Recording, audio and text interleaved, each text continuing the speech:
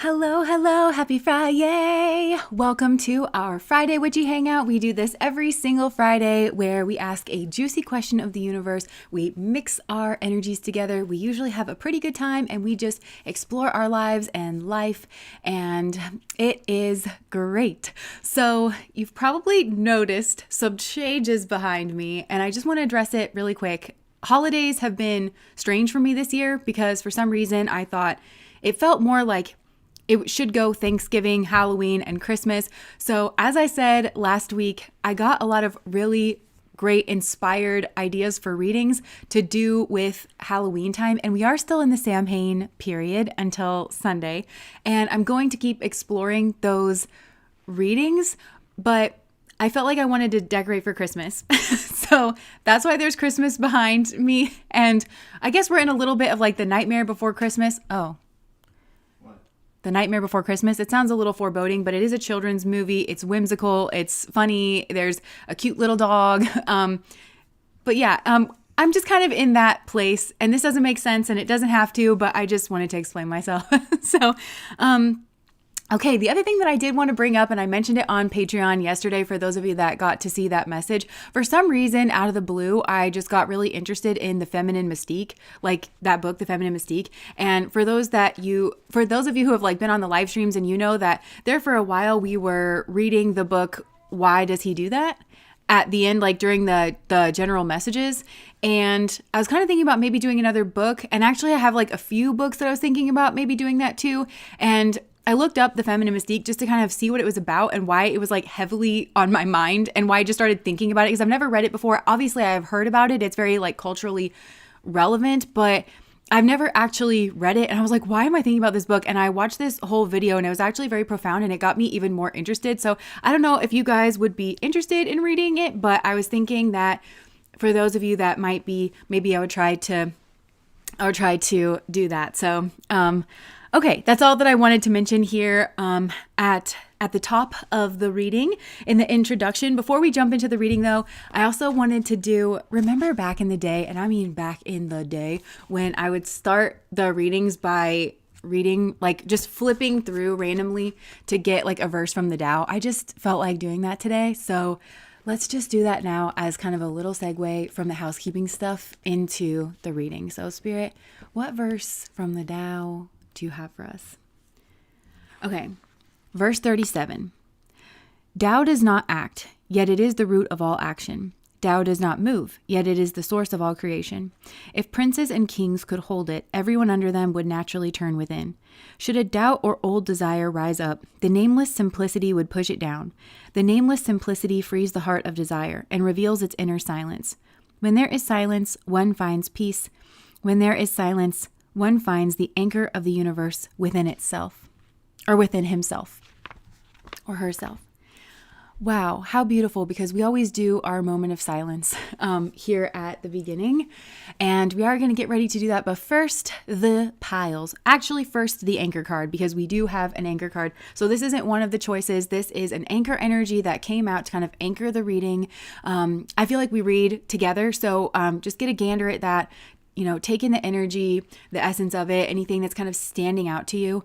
I will say that one thing that kind of caught my eye is just a very simple message that whoever wants to be your boo, or like maybe even this, it has something to do with like being called home. Obviously you're seeing the card, it's up there, and I just showed it to you, but like being called back home to the source. Like you can see the sun, that like source kind of energy in the vessel. There's like some kind of healing. So in some way, I do feel like this is in alignment, this person that wants to be your boo. It could be that you are somehow in their life as them connecting with your energy or liking you or whatever is in some way on their path to like reuniting with source, or like vice versa or something like that. So that was a really clear message, and I just wanted to share that. So that's the anchor card. And I will put the piles up here. So pile number 1 is Aletheia. Pile number 2 is the self. And pile number 3 is the river. So I'll put that up there, and you can have a look-see at these and really kind of absorb the energy. But as we always do, now is the time for silence, and you can turn your gaze inwards, allow everything to kind of drop, connect with that beautiful silence, and we'll do that now.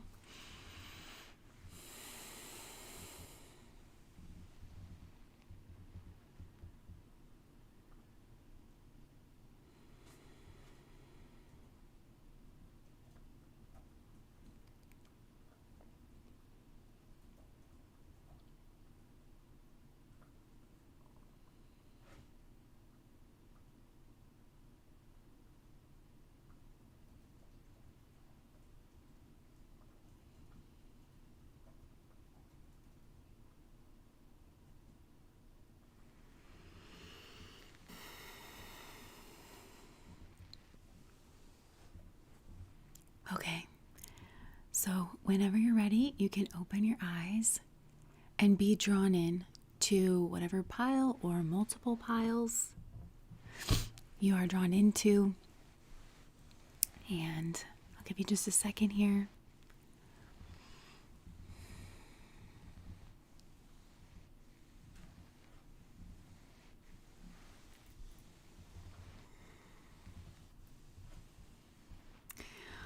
All right. If you're ready, I'm ready. I did also just want to mention, if you're not on Patreon, I think you can still join Patreon without paying any money.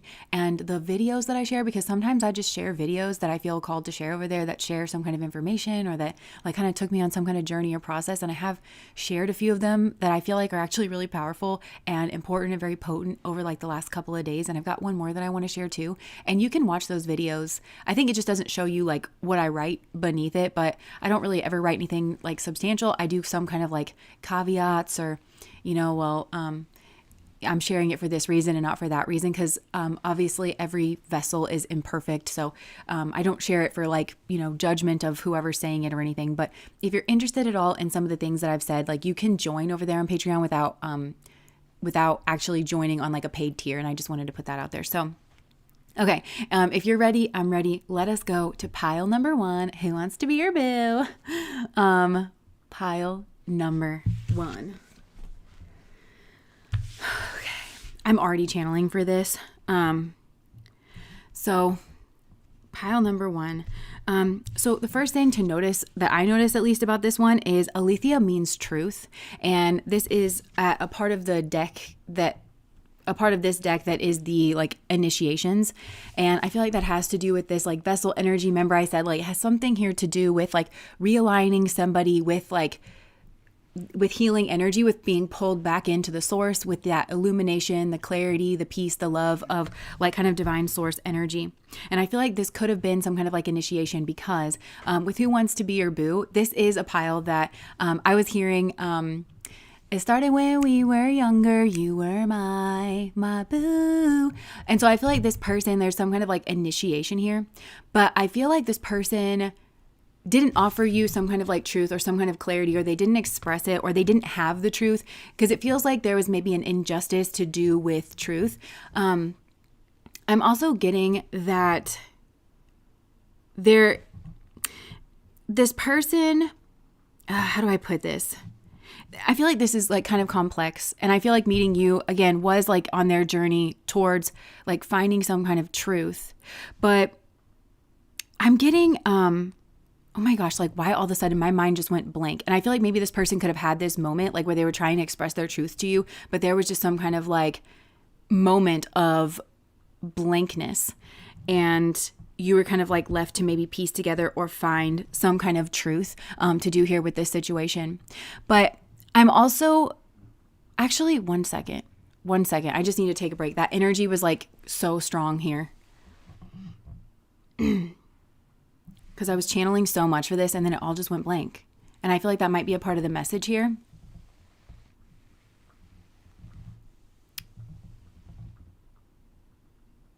My ears are burning. Huh. Okay, actually just one second. I feel like I need to just like go for a break for a second, reconnect with this energy and come back forward. I'm so sorry. This has never happened before, like in the middle of this, but hey, if you're on the live stream, it's all a process. It's all a process. And actually I feel like that's kind of a part of the point here of whoever this is that like wants to be your boo. They could have also heard something that was some kind of untruth. Okay, hold on one second. I'll be right back.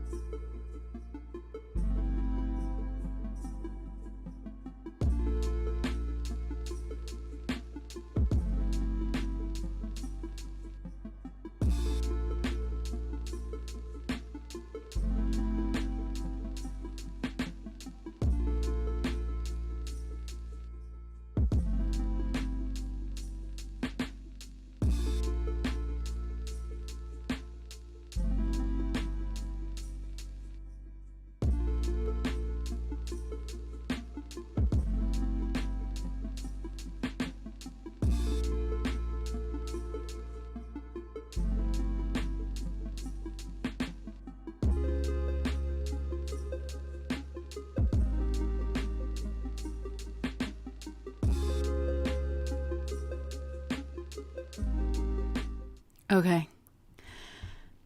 That was so strange. Okay, I kind of feel like something here happened. This person, I feel like that was actually kind of a part of it. It was so strange. It was so unusual. Like my mind just went like totally entirely blank. My ears are burning. So I feel like, again, this person could have heard something. Maybe you told this person something. You could have revealed some kind of truth. And then they just like cut out and they were like, I need to like find a break. And for me, I was kind of looking for, not my tether, but like the lead, because as I was channeling for this, because a lot of times I channel just like as I'm getting ready, but there'll be something that kind of plays over and over in my mind or something here like that. And for me, there was a little blip, and I don't even remember which Ariana Grande song this is from, but it's something like, me and my truth, we sit in silence. And I feel like that's like this person, me and my truth, we sit in silence. So this person kind of like feels misunderstood. They feel like unexpressed in this situation. And what I'm getting is that, okay, so here's like my thread, because a lot of times if I can get that, it's kind of like sucking up a straw, like it gets that suction and then like you can kind of get like the rest to come through. I don't channel like an entire message, but like they kind of give me that like first suction, you know what I mean? And now it's like really, really coming through, because what's standing out about like that whole Ariana Grande energy that's kind of coming through. This is going to sound strange, but I feel like there's a figure like that around. And what I mean is that whole thing, again, it's like, I think it's we can't be friends. So maybe you and this person were friends, but again, it started when we were younger, you were my. So there's this Ariana Grande figure kind of like in the mix. And that energy could have been, take that however it resonates. But the whole thing, like, we can't be friends. I feel like this person felt like, okay, well, we just can't be friends. But I want to express like my truth to you, and maybe like feelings weren't expressed. And you guys could have been a couple, but then they did something messed up, because what I'm getting is that this person isn't innocent in love. They're not innocent in love. And if you've been on my channel, I always, I channeled this once in a reading and it's like really stuck with me, but innocence is the seed of nobility. And so I feel like in love, and in at least in this particular situation, but I kind of feel like this is maybe a bigger issue, this person is not innocent in love. And it kind of gives that energy that is hardened and like maybe is very nice and is very sweet, but isn't necessarily innocent in love. Maybe kind of like appears to be innocent in love. And there could have even been like a projection on you, but I feel like this is actually internally like inside of them, that they are that way. And I'm getting that because that whole, we can't be friends that I'm channeling from, I'm pretty sure that was all in the aftermath of like the Ethan Slater and his wife and the newborn baby and, all of that. Like, that is not a person who's innocent in love. But when you hear her talk about it, and this is no like shade to her, this is what I mean though, this kind of flavor is because Ariana Grande, I really like her. Obviously, like, I really like her as an artist. I think that she's like immensely talented in a lot of different ways. And I even like her personality. Like, it's very quirky, it's very fun, it's very cutesy. But do I think that she's like a very good person? No. And she kind of consistently makes me think that she doesn't genuinely care about other people's feelings, even though, with her actions, and karma means action. And I feel like there's some kind of karmic propensity here that needs to be dealt with. And it could have left you feeling like out in the cold, or feeling like not enough, or like other people. So I feel like, again, I think this is the person that you're dealing with. Even if this is a man, I feel like that's kind of a quality here. And they could have even like left themselves unexpressed. I just heard left on red. There could be a message here that they wrote and they like meant to send, but they didn't.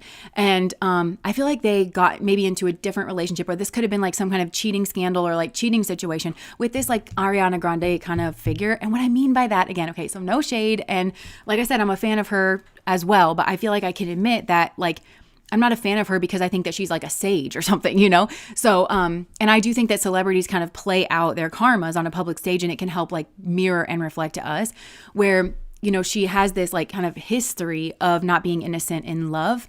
And that doesn't seem like the takeaway that she has from it, because her whole takeaway from that entire situation is, oh, well, you guys just don't understand. You guys are going to have to paint the picture of me, you know, that you want to, when it's like, his own wife is kind of saying that this is what happened, you know, in that situation. And I think she was going through her Saturn return, it sounds like, you know, during that whole time period, which means it's a heavily karmic period where there's been some kind of Saturn returns. They kind of bring up the things like if you're just kind of living your life on autopilot and you're not actually dealing in your karmas. And I feel like this person was kind of doing that actually. And so whatever happened between the two of you or around your situation, and I don't know where you were kind of sitting in this, I feel like it was this person's karmas kind of erupting. But I kind of feel like this person took the wrong takeaway, if you get what I'm saying, where they just kind of doubled down on their, I want to say innocence, but that's kind of not there. But it seems like instead of innocence, it's like their excuses, their perspective, their justification, because I think this person felt a strong emotion. And it doesn't, even if there was cheating here, it doesn't have to be a strong emotion for another person. It very well could have been. Again, I'm hearing karma.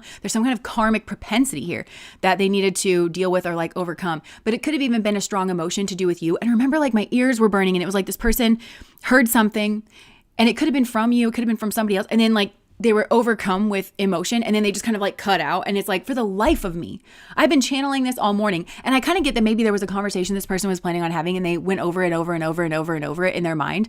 And it was like that startup thing that like when you start sucking on the straw that like, okay, I'm seeing from Pride and Prejudice, when Mr. Darcy brings Mr. Bingley back around to the manor to kind of right his wrongs in regards of the Bennet family, because he had kind of taken him away because he thought that it was like an unsafe situation.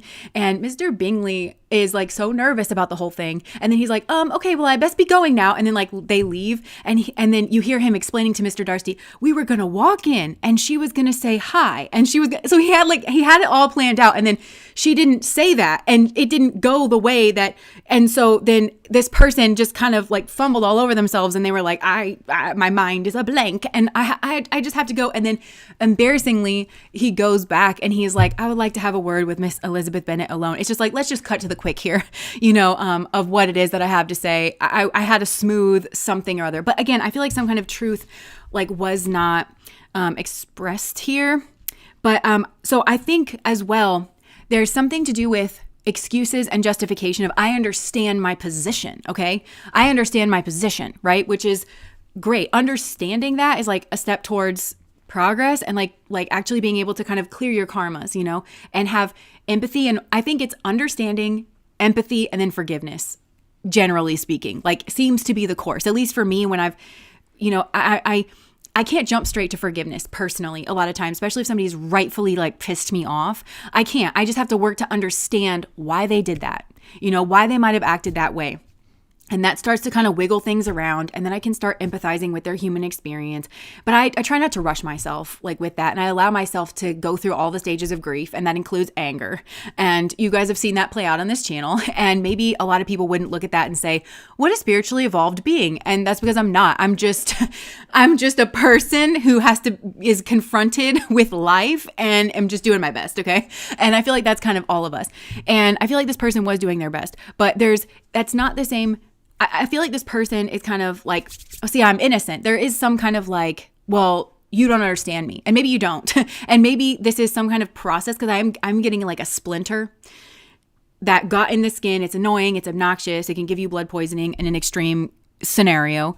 And it's got to work itself out. And it naturally will. And most of the time it does, you know. But I feel like that there's some kind of situation here where it's like it's kind of naturally worked its way out. And I feel like now maybe you both understand each other or you're working on it. But it feels like through some kind of not truth, you know, some kind of like relating to some kind of not truth. Because it feels like this person heard something, their ears were burning. And then like, it wasn't the truth though. However, they related to it, because even if it was a true statement that they had heard, which it might well have been, it wasn't in context. The truth is not like this kind of snippet, but I feel like there was some kind of strong emotion. And I feel like there's actually a deeper emotional truth here with this person that somehow them liking you and wanting to be your boo, is working out. It's bringing about and it's something to do with like black and white thinking, where I feel like maybe this person shuts down their emotions with some kind of black and white thinking and like intellectualization. And possibly you even could be doing that around this person. And now I'm getting like with the black and white imagery, like Tortured Poets, with Taylor Swift, that whole kind of black and white vibe, and the music video where she starts off in like the insane asylum with like the pill on her tongue, and that was about an affair, fortnight. And for a fortnight there we were. So, I just feel like maybe there was a fortnight situation, which is like 2 weeks, right? So, it could have been that, to do with something, but it felt like a blip. Or I don't know, something here. Tortured Poets is, I feel like there's like a tortured emotion, but this like wrestling with it, because there's the truth isn't always black and white is what I'm getting. And it doesn't always, you can't always contain the truth in like a thesis statement. Remember that from high school, where it was like, you had to spend so much time, brainstorming, outlining, and then figuring out like what your thesis statement is. And I feel like that's what this person has done. This relationship has in some kind of way helped this person hone their thesis statement. But I also feel like their thesis statement in this life, it has to do with their karmas that they're actively trying to work through. And it's about bursting through to some kind of emotional truth. And I actually think that the emotional truth here for both you and this person, because I feel like, just like I said, in some way, shape, or form, there's this Ariana Grande figure here. And it's either, maybe for some of you, you feel like this is you. Cause she has this, history of home wrecking, but then like she also went through like a period where she didn't do that for a long time, or actually I don't really know if she did or didn't. It seems like maybe she was not doing that for a while, but she has a history of doing that, which is, it seems disingenuous to hear somebody, cause I don't know. I've heard some interviews with her, cause I was very curious about the Ethan Slater thing, because a lot of us have trauma around cheating. And it's like, are you going to take ownership of this? And she really didn't. And it was not satisfying in any kind of way, but she knew all the terms. She knew all the terminology, all the psychology, all the astrology, all the this and all the that. And it was so incredibly disappointing to see somebody kind of show up, know all the shit, and totally not apply it, totally and utterly misapply it. And I think that there's maybe a different karmic relationship here, or this could be a relationship with you, but I feel like it's a different karmic relationship where, because in her songs, she kind of talks about, I felt this is an otherworldly kind of love that I felt for Ethan. Like, this is, by the way, I'm not her. I don't know her. This is just me overlaying, right? But this feels like another worldly kind of love. And a lot of us do that, and we don't look kind of deeper. I had like a feeling. So what? It'll pass like gas. You get a feeling a lot, even strong feelings. It's like karma means not feeling. It means action. Those things are much more enduring. Look at that situation. And that's what I'm saying is like, there's other people wrapped up in that situation that is very enduring. One of them is a child. One of them is a woman who was 2 months postpartum, who almost died on the table. There's no empathy there. You can be as nice and cutesy as sweet. There's no empathy there. You can know as many psychological words as you want. There's no empathy there. And that shows in action. And a lot of times some people will try to talk about their feelings to cover up their actions. But we talk a lot about integration. What are you integrating if not integrating your feelings and your actions? But your feelings don't exist in a vacuum. And that's what I'm saying. I kind of get the sense that there's somebody here, and it could be reflected in some kind of like karmic relationship where they're not innocent. They're not innocent in love. Your feelings do not absolve you from acting in an appropriate way and from understanding that you don't exist in a vacuum, and that there's a wisdom that comes in from, I am a person and I'm having feelings and I'm having an experience, and I can choose or not choose to act on those feelings. And it doesn't sound like she's got the right people around her either, because I know in one of her songs, she says something like, all my friends say like, it's okay, it just happens. Yeah, those things kind of happen, like that you can just kind of get feelings for people, but you choose to act upon certain things, and you choose to put yourself in certain situations where you know that, like, I don't know, if you go drinking around that person, for instance, it's like, and you know that you have feelings there and that there's a line that you shouldn't cross, you're putting yourself in a precarious situation. And that's where, and so there's not a lot of like self-accountability. And it's either with that person or I don't know, but it does feel kind of driven by feeling. And I'm not trying to like shit all over this person because it seems like a very human experience, and especially like the human experience that is coming out of unconsciousness. There's a lot here that is below a level of consciousness that is either subconscious, unconscious, repressed, suppressed. I don't want to look at that. And it's cherry picking. And that's kind of like what her whole like vibe with that whole situation. It was just cherry picking.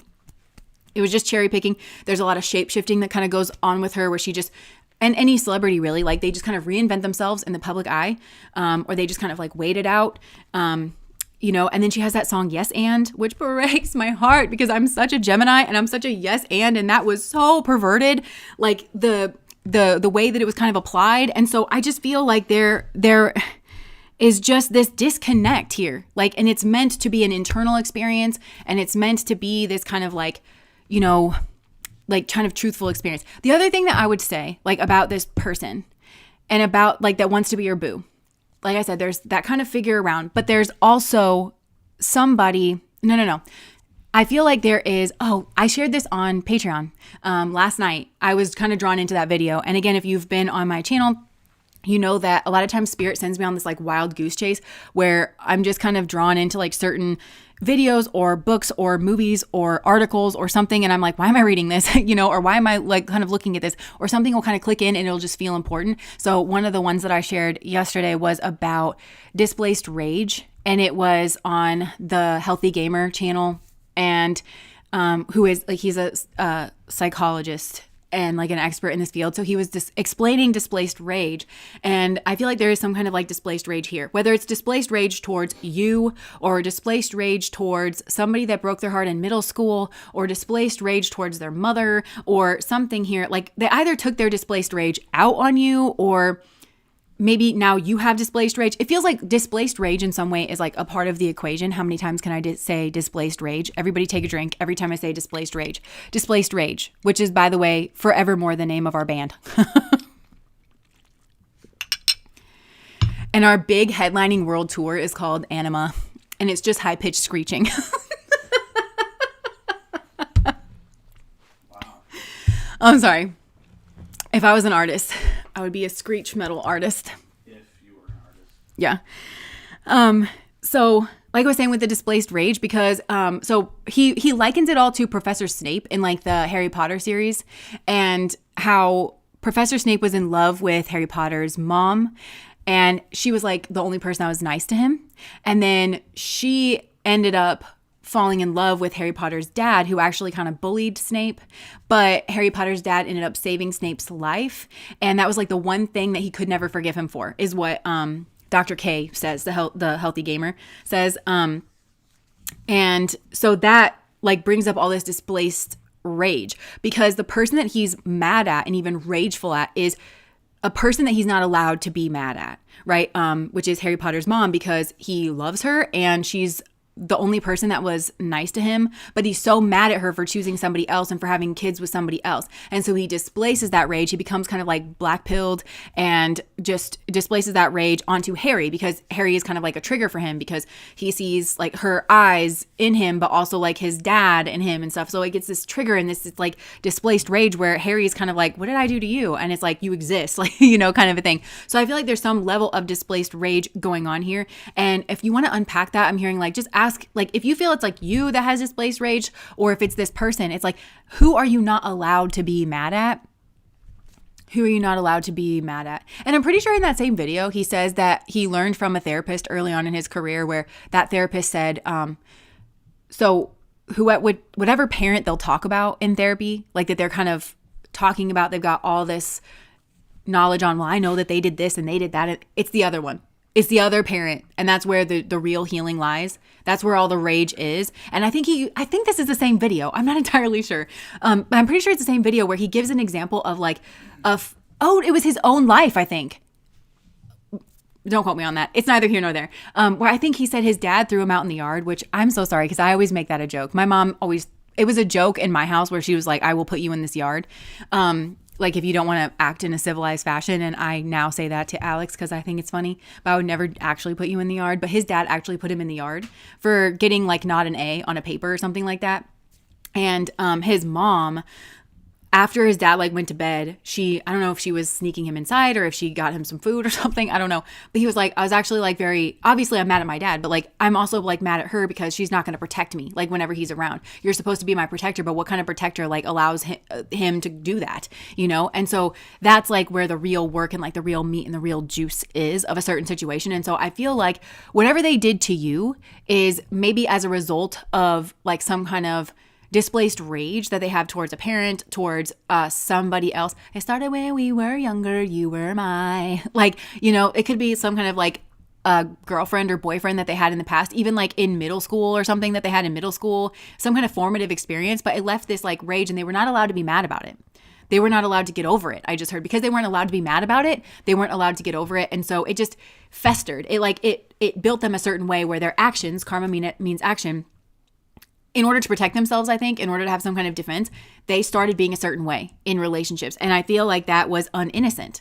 They're not innocent. And so I feel like if this person were to tell you their story, they would kind of say, well, I was victimized in this certain way. It's harder to say, and then I became a persecutor because I didn't deal with that. You know, when we do this kind of shadow work, it's like, well, I can deal with the victim of myself, but I can't deal with the persecutor that I became out of that. And there's no excuse for me to become a persecutor, you know, which to go back to that Ariana Grande thing, it's like, okay, so you had a very strong feeling and like work to get to the bottom of where that is because, oh, and I'm hearing myself say in another reading, and I don't know if this reading's out yet. I kind of think that it is. If it's not out on the channel, I think it's early released on Patreon probably, where I said at some point, like I asked a question like, can a relationship be defensive? Look at a relationship as a defense. So it could be that somebody here, I just heard the worst thing that I ever did was what I did to you. So somebody here could have gotten into a relationship as like a security blanket, as a defense. You know, they could have jumped into something here. And that could have been like with the burning and what they heard and like the, I don't know, something here like that. And that even could be, I don't know, it's like, I don't know, going back to the Ariana Grande thing, which I just watched a video about her a couple days ago. And apparently that was also part of this, where I was just kind of learning about that whole saga again. But it sounds like she really actually loved Dalton, the guy that she was married to, but he was like a cheater and he broke her heart and everything. And then like, obviously she slung shot into that relationship. So I don't know. Like, I don't know. It seems a certain way, doesn't it? Because there's the feeling, going back to like feelings are different than actions. Feelings are also different than the story we tell ourselves about the feelings, you know? And so it sounds like she was having some kind of feeling and telling herself, well, it means I must act on it.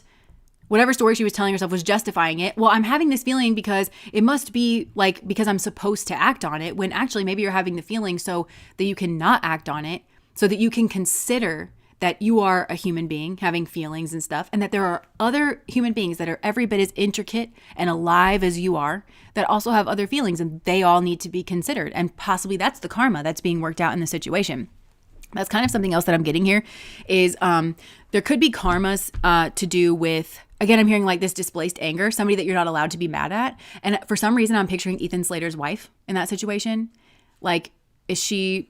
I don't know this, and I'm just using this. I'm a diviner, so I'm channeling a message, and I can only channel a message through the imperfect tool that is my brain. So it means that spirit knows the way in which I relate to certain things, not necessarily because it's truth. So I'm throwing all these things out there, but I'm not Ariana Grande. I don't know what she was thinking. I don't know what she was feeling, but this is just the way that I kind of view it. This is the way that I kind of like relate to that whole situation. So I'm wondering if like, I don't know, maybe Ariana Grande has some like things towards her mother, but she doesn't feel like she can be mad at her mom, or like maybe she's mad at women or something. She doesn't feel like she can be mad at women. So then she tries to take their man as like this punishment, you know, kind of a thing. But then there's all these weird excuses in her brain as to like why she could do, I don't know. But it feels like there's something here like that. There's somebody that somebody can't be mad at.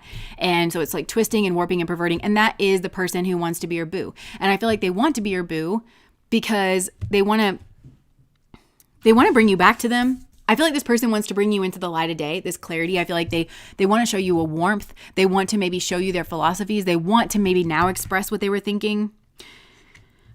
They want to express some kind of truth. They want to like kind of, you know, bring you back in to like their fold. They want you to come back. Baby, come back.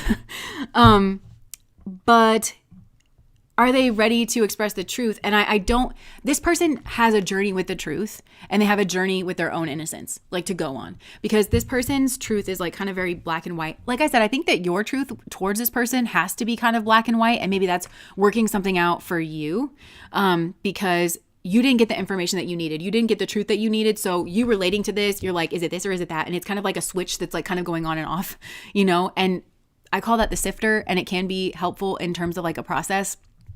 In terms of, I think, bringing out like a splinter in your mind, or like some kind of like emotion in your mind, or maybe it's this, maybe it's rage, maybe it's, does this person remind you of your father in some way, or like, I don't know, but there's some kind of rage. But I feel like even if this person, if you were to go back to this person, I still think that there's a deeper emotional truth that they need to hit pay dirt with. Their own emotional truth. And it feels deeper than this relationship. It feels like, I'm hearing, how do you know how do you know that you really like me? Is it some kind of psychological process just playing out? Is it just some kind of psychological splinter just playing out? So when you deal with that and you remove the splinter, does this pull that you feel like towards me, and I'm being a stand-in for you, that me energy, like, does that go away? What is it that's drawing you to me? Because just because you have a strong feeling, or just because you have an intense feeling, doesn't mean that it's the universe. Like, I'm hearing impulse and instinct are a different thing. There's some kind of impetus for you to kind of start something. And you don't have to choose the messiest path possible, which is the most unconscious, which is just follow your base animal instinct. Something will blow up, and you'll have all the tools that you need to process and learn, because it'll all get blown up, but so will a lot of people in the process, like a lot of their hearts and a lot of you don't need to hurt other people, like so much. Like maybe you do in certain like karmic situations, but you can mitigate that as much as possible through your consciousness. So bringing the light of consciousness on it. And once light comes in, like the darkness subsides here, like the ignorance subsides, and it kind of goes away. So that's who this person is. And I think through this person liking you and not giving you what you need and not giving you the truth and feeling like, I know you like me, but why do you treat me so badly? Or why do you neglect me or abandon me? What is this? Like, it feels like it has you kind of getting in touch with something deeper in you. And maybe even what you need to feel comfortable, because actually, because this situation may have a lot of barbs in it, is kind of what I'm getting. It might have a lot of helpful things like along your journey, helpful things for you to kind of learn. But I don't know that it makes you feel comfortable at the end of the day. I don't think it makes you feel comfort and joy. I don't know if it makes you feel warm and soothed and protected and safe. Because at the end of the day, this person doesn't have the truth, but they also are not coming from an innocent place. And on some level, this person refuses to deal with it. They refuse to deal with the persecutor of themselves and where that comes from. Why did they start doing that? Because that felt safer to them than the victim that at some point they were. Because I feel like this person is genuinely, that's actually their innocence, is like they were genuinely victimized in something. And I don't think they looked at that necessarily head on, but I feel like there was a reactive, like I'm hearing reaction formation, but there was like a reactive response that then got like kind of warped and twisted, and they became very persecutorial. And I'm hearing that. And my own innocence is made known to me. Well, this is not this person's innocence. Their place of innocence is not in relationships, and it's not in romantic relationships. So they don't lead from nobility. And also when they're trying to sort out their own karmas, because they are not innocent in their actions, it becomes a much more convoluted space to pull apart in their relationships. I actually think this is the kind of person where it'd be much better for them to remove themselves from relationships and kind of deal with childhood wounds, like actually go back to that and try to, and friends. I think friends are like huge in this scenario too, considering who you have around you, and finding like love there. I don't know. But it's what I'm trying to say is that it would be hard for this person to do shadow work to do with their romantic relationships, because they're not innocent. They're not an innocent party. And oh my God, yeah, because I think that's, I'm very ethical in love, very ethical in relationships. And that's why shadow work to me has been very fruitful, because I don't have to contend with my own guilt. I put too much blame on myself where like I shouldn't. And mostly it's blame for feeling stupid and feeling duped. Because something here was like, I want to believe the best in people. That's genuinely, that's where my innocence is. Like I'm genuinely very innocent. And so this channel is an outcrop of that, of me sharing what I know works for me, is doing shadow work and processing in my relationships. This like Ariana Grande figure, that's not her path. That's, there's a lot of karma to be cleaned up in relationships, but doing the shadow work to do with her relationships requires actually a lot stronger of a lift from somebody like that who has not been innocent in their relationships. And I actually think that the non-innocence comes from kind of an innocent place where like somebody was genuinely hurt but doesn't know, I don't know, it shifted and like shaped that in a certain way. And so that's what I'm saying. I think there's a figure here like that, whether it's this person that you have a crush on, or this person is like now attached to this person that is that way because they ran away. And that is a karmic propensity of their own lack of innocence in a situation, and an inability to admit I was not innocent. And I couldn't admit that to myself, but I couldn't admit that to you, that I did something here out of this like in a reactionary space, but it feels like to try to get back. I hope that this is okay. I'm not trying to like shit all over Ariana Grande. She's a person, and I do think that it's brave to be a person that lives out your karmic propensity in front of other people as like a teaching tool, as a learning tool for people to make of what they will, because I can only see her through the lens of myself, like through the lens of my own mirror. But yeah, so I feel like maybe somebody here tried to reinvent themselves, or I don't know, they tried. Or if you were in a relationship with them, I'm hearing like love and lust. So they could have been like really drawn to somebody, but it was because they felt like they were a nerd, in high school or something. Or maybe they played SpongeBob on Broadway. And then all of a sudden a pop star starts paying them attention. And they're like, if I'm with that person, I'm no longer a nerd. And so it's that's pulling on them. But it's also like, this is love. This is, this is the drudgery and the mundanity of life and my karmas. But, and this is like a flashy temptation, that scratches a certain psychological itch. You got to look at the psychological itch. That's why you're feeling a strong intensity. It's not love. It's not the universe saying you must go after this person. See how that's dangerous? The story we then tell ourselves about the feelings. And if you're a very selfish person and maybe you live in a bubble where everybody is a yes person, that gets very dangerous, because it's, oh yeah, like that's what it's saying. When you're not even going to stop to consider that there's a myriad of other possibilities of what that could be saying to you. All right, stop, collaborate, and listen. I just heard like maybe, all right, stop, and then pulling your feelings apart. Okay, feelings are data. Feelings are not facts, right? But feelings are data. So what is it telling you about yourself? That's your shadow, kind of like yearning to be made whole. That's the worst, cheapest, most lowest vibrational way to attempt it. It's integration within the self. It's an inside job, and only you can do it. That's what the actual calling is. That's what the mirror of having that situation play out for both of us, from my perspective. And that's the perspective Spirit's trying to communicate, whether or not it's true in their situation for real. But like, that's how I kind of relate to that whole situation myself. Is that. So I feel like, yeah, there's something here to do. There's something here to do with that. This is not an innocent person in love, but I think that they're maybe nice. I think they're maybe sweet, or they have like an interesting personality, and like they're quirky and they're fun to be around. But when you look at the brass tacks of their actions, there's bodies like littered in their wake. And I think you'll probably find that there's certain people that fall under their protection, where they'll be like a friend to, or a girl's girl to. I would never do that to you.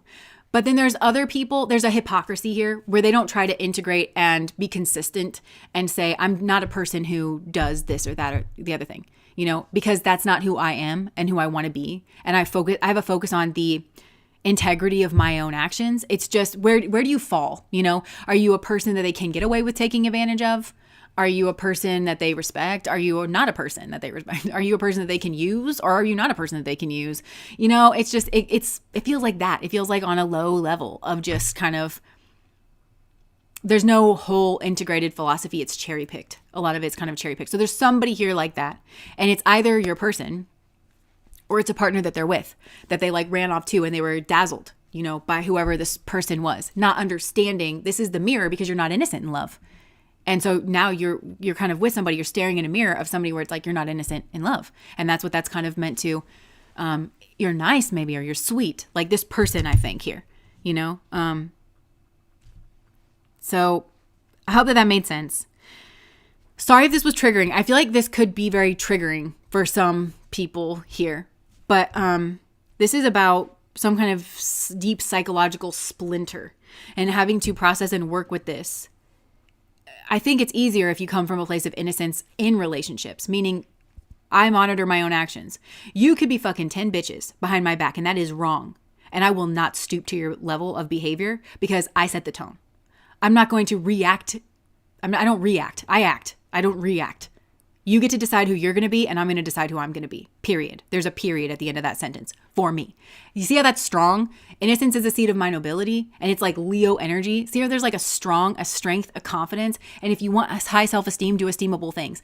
That's another thing is I feel like there's some kind of like maybe esteem issue here. Or a split around that. Like with this person, or that they kind of put in you. Because this is kind of not looking like the best either. Or they wanted you to compare yourself to whoever this person is that they ran off with and feel like you're lacking in some way. And that's them pushing the way that they feel about themselves outwards onto you. They're not dealing with it and transmuting it. They're just playing hot potato with their pain. So, yeah. Okay. But I feel like you've gotten away from the situation and you have been healing. And I would be very, very careful to get sucked back into this person's remit because, like I said, I just noticed that like this black rose is still on top, not the white rose. And both are symbols of death to me and transformation. But I just feel like this person is going to hand you some kind of darkened love energy here. Maybe they want to offer you the truth about that. But I don't think this person soothes your soul. I don't think they make you feel safe and comfortable and relaxed. And so I don't know that they bring foundational energy into your life. I think it's something else. So, okay, that's pile number 1. Okay, I have ethics and I always do the right thing, period. Exactly. Aries is a Cancer. He is a demon. Interesting. Yeah. Okay. So I'm going to throw the piles back up. If you've just joined us, you've joined us at a great time because we just finished pile number 1, which is Aletheia, and we're moving on to pile number 2, which is the self. I'm going to have a little drink.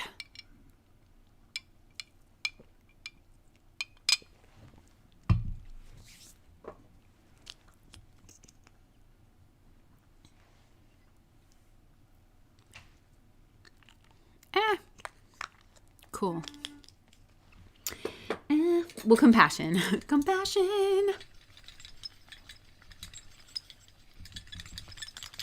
I'm going to stick to my values, not follow the crowd. Yes.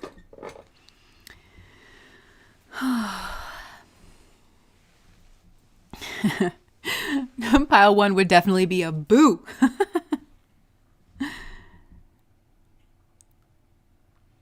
Because the father is the male he shapes himself after. Maybe. You know what? It's so funny that you said that because, okay, so I kind of rushed through that. So C just said, because the father is the male that he shapes himself after, ? It's so weird that you said that because I shared on Patreon the Paramahansa Yogananda video and it had to do with the mother, like the karma to do with the mother. And I watched the father one earlier and I want to share that one over there too. And they were talking about the father's karma is kind of playing out in our lives and that you were the soul that was chosen to kind of overcome that. And once you recognize that, then the father's karma stops feeling like a family curse and it starts feeling like a platform where like a place of empowerment and a doorway that you can walk through. And so, yeah, maybe he does pattern himself off of the father consciously or subconsciously or in some way to do with karmic propensity. And it takes that light of consciousness to, again, be able to see that karmic propensity, see it not as a curse, or even like to bring in the fact that some kind of situation maybe plays out over and over and over again to do with that energy.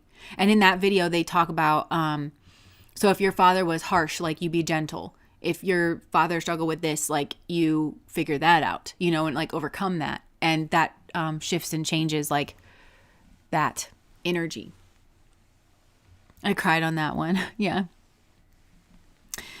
Okay, so if you're ready, I'm ready. Pile number 2, the self. Who wants to be, who wants to be your boo? For pile number 2. Okay, this is definitely a new energy that's coming in.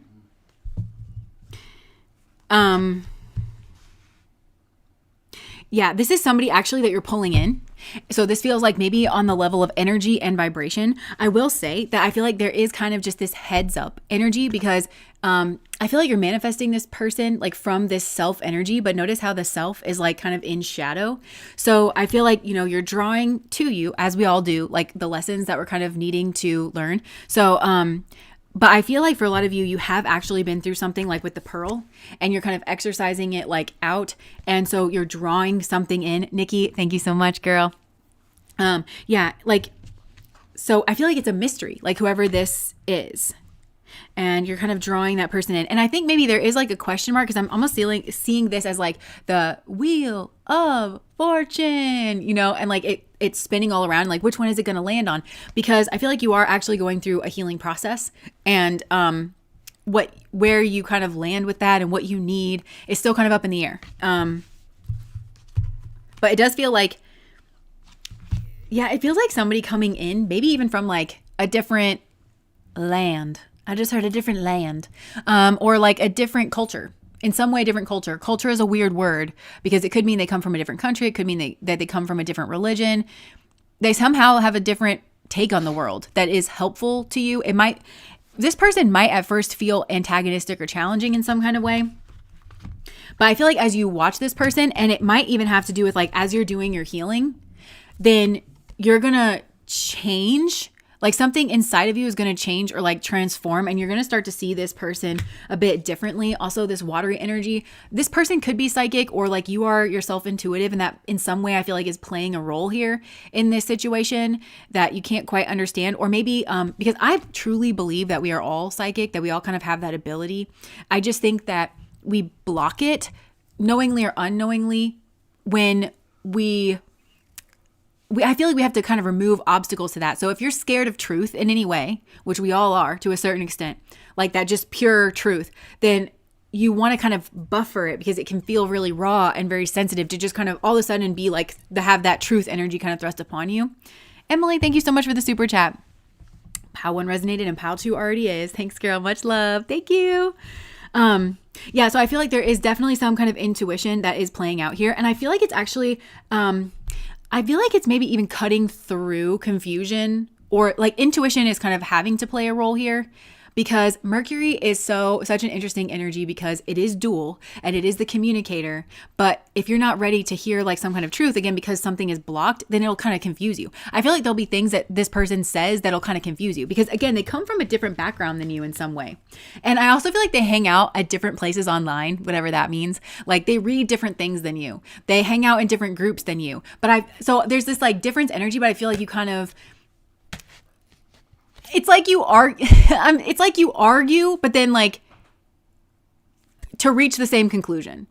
And I think you might feel like you disagree with this person, but actually you do agree at the end. But like then their process is entirely foreign to you, but their process ends up the exact same place that yours does. And so it's kind of making you consider, how does this work? I know my process, like, because it feels like maybe you're both process oriented people and you've spent a lot of time, you've poured a lot of energy, I'm hearing, into your own internal processes. And that's what this is. This is kind of funny and cute and probably obnoxious, like at first, where you'd be like, oh God, that person they're so full of themselves. I think that might be a thing that you think about this person. Like they're so full of themselves, but they're really not. And you just have to learn how to see this person because, they come from a different place than you. And so for instance, it even could be like male or female culture. So you could meet somebody where like, I don't know, they like female culture, you're kind of supposed to be submissive. And I learned that in the Feminine Mystique that I listened to yesterday. Not the entire book, but like that was one of the quotes that he like pulled out and was like talking about in the video that I shared over on Patreon. But anyways, it's like you have to kind of overcome that submission as a part of like this kind of trap. So it could be that somebody like you have to put them in cultural context in order to understand the actual trait that you're seeing, which if a woman is like, say, I don't know, speaking her truth or like finding her voice or openly challenging you, she's had to if you understand really feminine culture and where that person kind of came from, you will understand that what you're seeing is actually courage and strength and integrity and honesty. And what it's the same for a masculine energy too. It's like,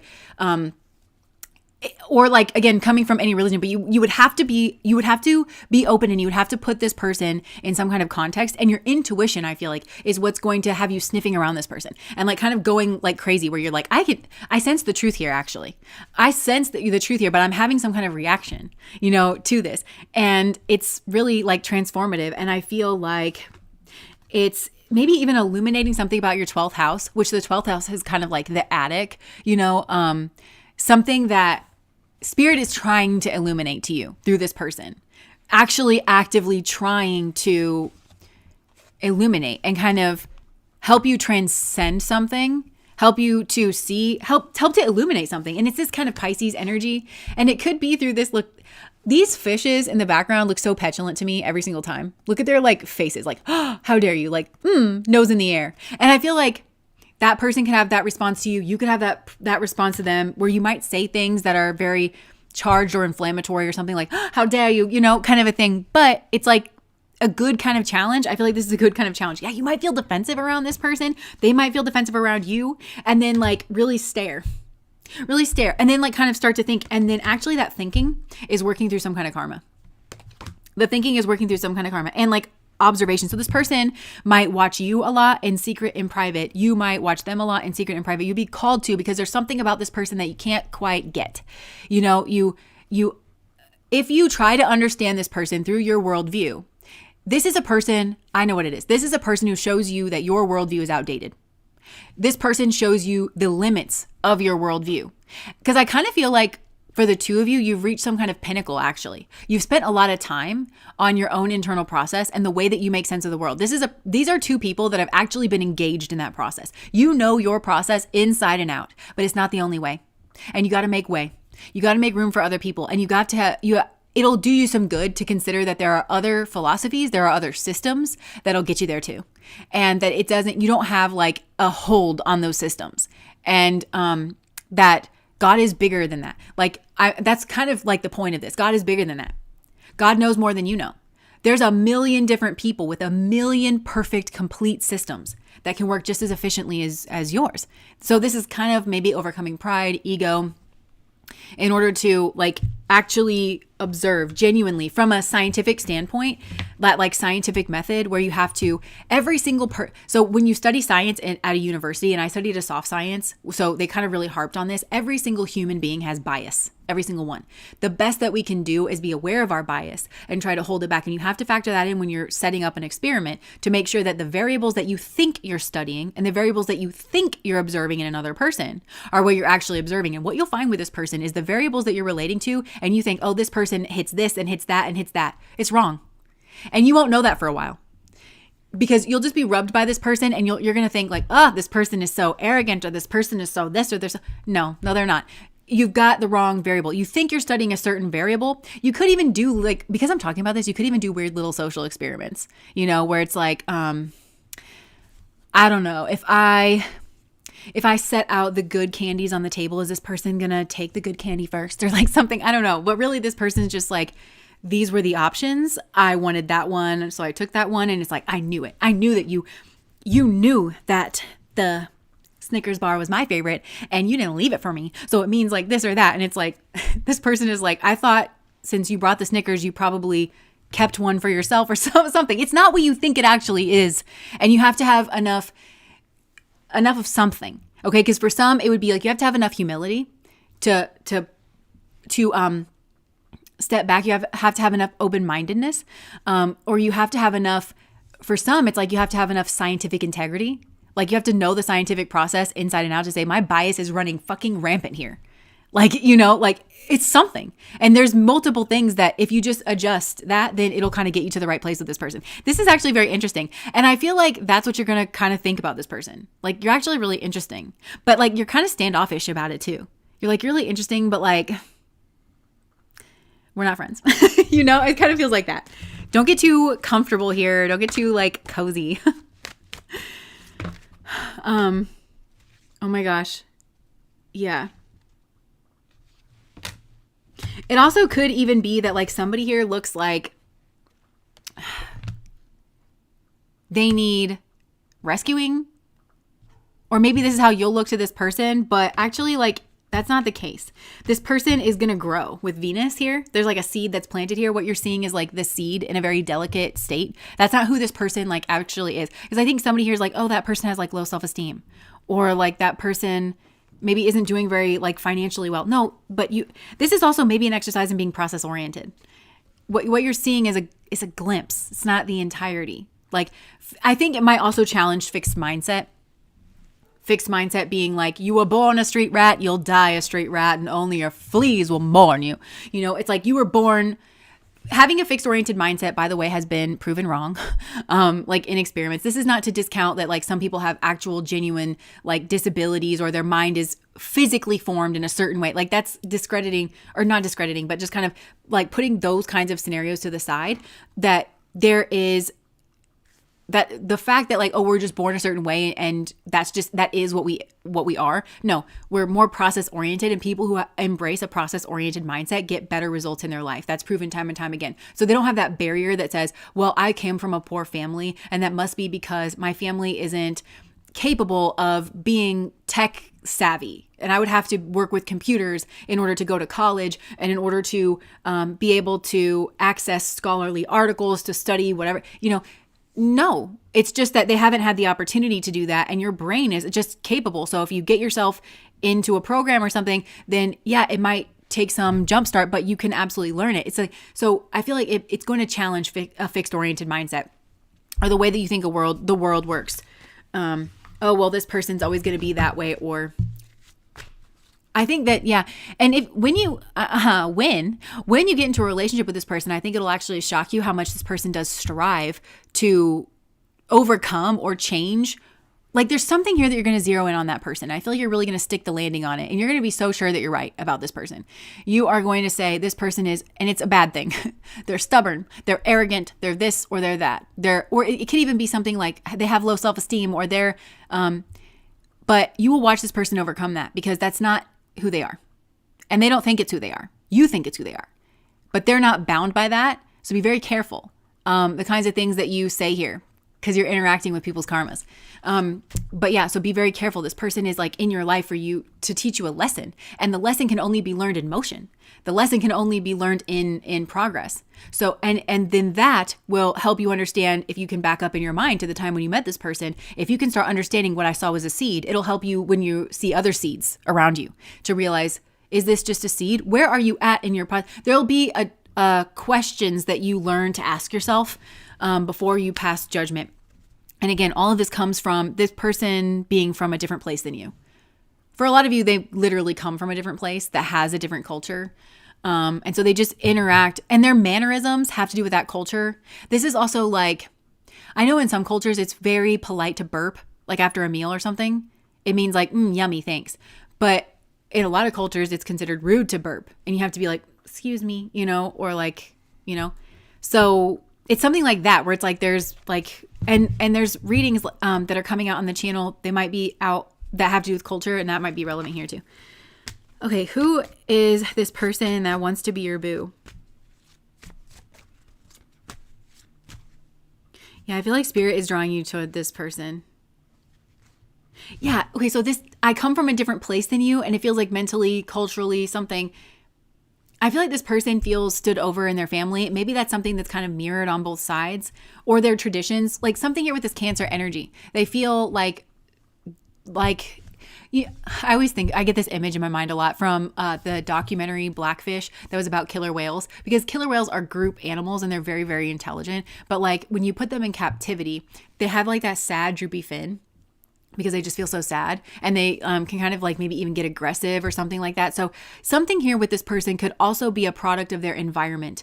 And keep in mind, this might not be it could be their actual family that makes them feel this way. If this person is in your area, your territory, it could be the way that your culture makes them feel that way. They're a little sad, droopy fin. But that's not who they really actually are. And that's meant to illuminate something for you. Why? What are you processing about my culture or my family or my area that I don't see? Because I think whatever that is, it's true. I think that it's something because you are a fish and in that water and of that culture and whatever culture it is. It could be a class thing. It could be a race thing. It could be a religion thing. It could be anything. So because I'm there, I don't see it for the way that you see it. And so if this person comes to your space, I feel like that might be part of it where they're having a certain reaction to you. And I think your family, it's Cancer energy, your country, you're something here. And it's like an allergic reaction is what I'm getting. And that might be, you think it's this person's personality, but once you get this person out of that culture that it feels like is like diseased or off in some kind of way, because it's meant to kind of show you that, and maybe because this person also reflects the way that you feel inside.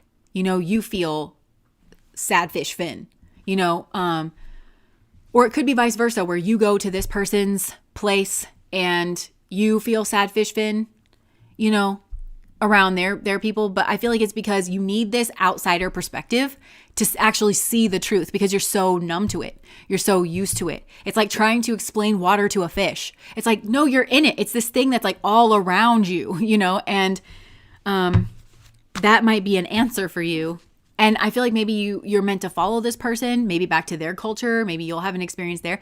I don't know, because it doesn't have to necessarily go in one certain way, but I just feel like there's some kind of like interaction here. Yeah, this person has an immense amount of power here. And actually having this experience might, I just heard jog your memory. This person might be a jogger. They might like to run or, oh my gosh. Okay. But it also could be, again, this cultural thing where you think this person is like a runner. Oh, you're a runner. Actually, this person's they're jogging. It's exercise in some way on a soul level or something where you see the metaphor that I'm trying to say, like, oh, well, you're just a runner. You're running away from me. And this person's like, I'm running in a loop. I have to do 3 miles. There's this misunderstanding energy that's like really coming through a lot. Yeah, there's somebody around you. It's routine. And this Virgo is like a protective mother energy, but I never get a good vibe from this card because I just do not like the look on her face. Like and the body language, I just don't like it. I just don't like it so much. No offense to the Virgos out there. I actually really like Virgos. But like this particular lady, I just kind of can't get past it. And I feel like that's what this person is because they see very deeply into something and like emotionally and like look at that person. They feel like very sad, but also like just kind of maybe even secret or kind of like stuffed in. But once they get away from this person, they'll grow and so will you. That's what they're saying. Consider that there's like something noxious like around you, and it might be a person. This could be your mom or it's mother culture. And this person's like, how dare you? But also Virgo Pisces is an axis and it's the victim martyr axis. So I feel like whoever this is, it's like maybe very victim martyr. It's like, I've been victimized by this person seeing the real me. And it's like, no, you weren't. No, you weren't. It was a long time coming. Okay. It probably makes you feel uncomfortable because you're about to lose power. Okay, so that's another thing too. You don't know what you're seeing in this other person. And I feel like for a lot of you, it's coming through as a mother energy. And it could be mother culture. I think about that a lot, like with Ishmael. So again, it's that invisible force that you can't really see. But it could actually be like a mother figure of some kind. Or somebody that has like a nurturing role. But that's what I'm saying is like, you don't know what it is that you're seeing. Because I feel like this person plays the victim or the martyr, but it's wrong. It's shedding some kind of light. This person's giving you some kind of perspective here. And be very careful because this person, whoever is around you naturally that you're kind of closer in proximity to and just kind of acclimated to their bullshit, this person wants you to see this person in a negative way. Because actually they see them very deeply. And if you were to believe them, there would be an end, there would be a transformation first starting within you and then this karmic relationship. And it feels like maybe a karmic relationship with a culture is going to end. And if it's a partner or something, this partner is part and parcel with this culture. They benefit, but you feel like tapped or zapped or something here. I don't know. Yeah, this person doesn't want a relationship with this culture or they don't want a relationship with this person. And I think maybe they don't want a relationship with you. If you're in this culture and you wear the flags and you wear and you're just fully in it. And I think, but you're kind of not. Or you're ready to move away from it. I just saw somebody like peeling back like a skin. You're kind of not. So like this person, if you step away from whatever this is and you meet this person outside of that culture, whatever it is, whether it's your culture, their culture, then because I feel like they don't want a relationship with you, but it's because of this person that's around you. It's past life related too. This is like some kind of past life situation. Somebody here, Yeah, they want the crown. And it feels like it's a person around you, like a mother figure. That person wants the crown, but they play, this is annoying me. They play victim or martyr. But then they're like, I am the leader and everyone should follow me. And it's like, which is it? You can't be pathetic and then like say that everyone should follow you, you know? Because there's a difference. Somebody here, they frame themselves as I'm such a victim versus somebody who's actually been victimized. Because people who've actually been victimized, a lot of times they don't want to look at it. There's like a lot of ways that people kind of deal with it, but they have to they switch from like victim to survivor. That's like kind of the process of like taking their power back. This is like not a person who does that because it's not genuine. I'm so sorry if this is triggering. I just feel like there's a person like that around. It's not genuine. They benefit. And it's somehow like oh my gosh, there's a person that I really want to use as an example, but I don't want it to be triggering. Oh my gosh, can I just say it? Oh, no. Actually, the experience that I'm having right now where it's like, if I say this name, like, are people going to misunderstand that? Because people have, like, that's why I'm hesitant to say it, is like the way this person has been spoken about, although I think the tide has been changing about this person. But it's like, basically, if you criticize this person, people say you're racist. And I don't like her because of her race. I don't like her because of her attitude, her behaviors. And it's Meghan Markle. There you go. Like, she's just such a victim. And maybe she has been genuinely victimized, but why is that your entire brand and your entire personality? But it's also like, I'm such a leader for women and girls and everybody follow me. And it just seems like not entirely true. I don't exactly buy it. I feel already bad for even putting it out there. And maybe this person, oh my gosh, the rage thing is kind of linking back to pile number one. And you know what? Okay, I put it out there. I immediately regretted it, but it feels like the thing that I had to do because now all of a sudden I'm feeling like an emotional process because it feels like she's somebody I'm not allowed to be mad at. She's somebody that I take issue with, but for some reason I'm just not allowed to be mad at her. I'm not allowed to voice my opinions. And because I'm not allowed to voice it, I can't actually like process through it. And so maybe this is a mother figure. Maybe this is a cultural figure. Maybe this is somebody around you, but it's like, you're never allowed to be mad at that person because if you do, somehow they frame it as you are victimizing them. And I think that's exactly what's going to happen to this soulmate. This person who wants to be your boo, you want to be their boo, but it feels like there's just a lot of crap that has to get like cleared out before you can kind of, be that for each other, actually want that. It feels like maybe there's a lot of confusion around the feelings here. So I think once you kind of turn and start questioning this culture, I think mother culture, like kind of around you, then you can, just kind of process that because I feel like, maybe this person they definitely don't want a relationship with, again, this culture, this mother figure, and if you're around them and there's no boundaries and there's no like checking of this person's perspective, because this is what we do, right? Humans naturally check each other's experiences.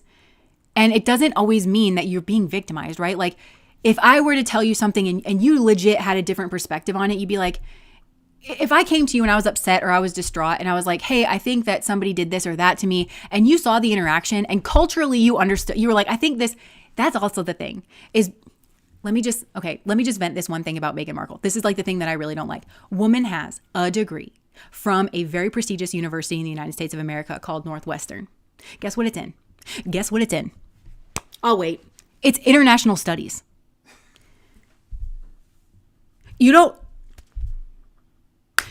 So many people should sue that university if you have students that are clearly intellectually capable going through that process that don't understand about the queen. She was taken aback that she had to bow to the queen, a woman with a full ass bachelor's degree. But you can't say that. She's just so Harry, I think a lot of this too can be dumped on Harry, where it's like your girlfriend is in a different culture and you didn't just say like, this is a cultural thing. Your issues, it's not a personal thing. My grandma's not making you in particular bow to her, right? It's just people have done that forever. Like that's like it or hate it. I would not want to bow to anyone, okay? But I wouldn't be over there. So, it's like love it or hate it. This is what we do. This is our cultural thing. She's not personally trying to attack you. This is our culture. She is a part of this culture and her actions should be seen through that light. Like if you had that problem with me, you could explain that to me, right? And honestly, as my friend, if I was going into your culture, I would expect you to not leave me like hanging out to dry, you know, and like explain that, oh, well, we just do this as a culture. So then if I'm a reasonable person, I'm going to factor that into the way that I'm relating to everything.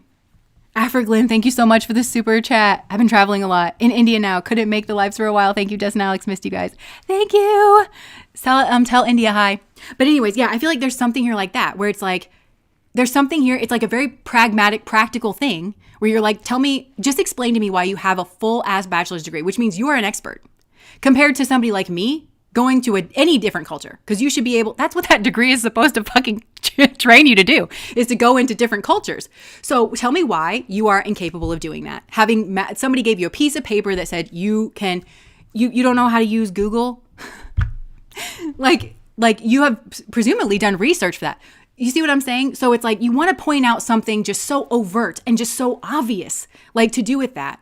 You're not a regular person though. You know, the standard is different for you. So I feel like there's somebody here where it's like they plant themselves strategically. There's an advantage that they gain from casting themselves in a situation as being victimized or martyring themselves when the reality is actually something different and you are not allowed to question that. You can't have the conversation. And so maybe there's this kind of just displaced rage that you have like here towards this person. I don't have displaced rage towards her. I just have a lot of question marks. I just have a lot of question marks around that. And yeah, and there's something here where it's like, but I should be the leader, you know? And it's like, I don't know. Not that like someone who's been victimized can't be a leader, but it's like, I don't know. There's some kind of situation where it's like, well, I want to lead you through, but it's like, clearly they're still processing through something. I don't know. I hope that you guys still love me after that or still tolerate me. Let it out, girl. I'm not trying to shit on these people. I just, you know, this is the world that we live in and I receive this information. Actually, a lot of what I've learned about Meghan Markle has been against my will, you know? And maybe that's also like where my displaced, and maybe that's the way that this person, you or this person feels about this culture. It's like a lot of it has been against my will. A lot of what I know about this person, I've been forced into some kind of close quarters or I have to go here for a certain thing, but then this person's always there. And then like this is just occurring and it's, you know, okay. Yes, you're still loved. Okay. Oh, and maybe this is a part of it too, where it's like, I am so worried that like, just by me being honest, because also the thing about me in particular is I am well aware that like me just being honest doesn't mean that I'm right. But I also know that I have to say something in order to be checked, like in order to be corrected. And I think that I kind of tried to explain that. Like if we were best friends and you took me to your culture and it's different than mine and you did not explain to me certain like basic cultural things, I would just feel entirely betrayed and like hung out to dry. But I'd feel it towards you. Maybe Meghan Markle has displaced rage towards the Queen when really she should be mad at Harry because Harry didn't tell her anything about how to be in the culture. And maybe she felt embarrassed or something. But it's like, it's the way that like she's kind of relating to it is not like the entire story. And it's like, he should have really been kind of telling you that you got to bow to the Queen. And it's not because people have been doing this for hundreds of years. She didn't just wake up one day, you know, and decide that, you know. Speak of how it is. Okay, so what else about this person? I kind of just came around on her, didn't I? Like, I feel like that's something here to do with like the journey that you have with this person, where it's like, in order for you to understand them, it's like, you know, yeah, someone who has been victimized can be a leader, but only after they've healed their trauma, period. Yeah, because their trauma can't be the leader. And this person, I think, is trying to forge a position of leadership. They're taking trauma as a merit award or like a badge of honor when it can be. You know, it can be, but there's a process. It's like, well, I phoenixed like through this, or I am doing that. And that's where the strength kind of comes from. But it is a choice that you make, you know? But then also you don't have to tell everybody that you're a leader. It's like, you know, people just kind of will naturally see it, you know? I feel like Meghan Markle needs to have a conversation with Harry. It's neither here nor there. Okay. So, okay. Anything else that's coming through here? Spirit.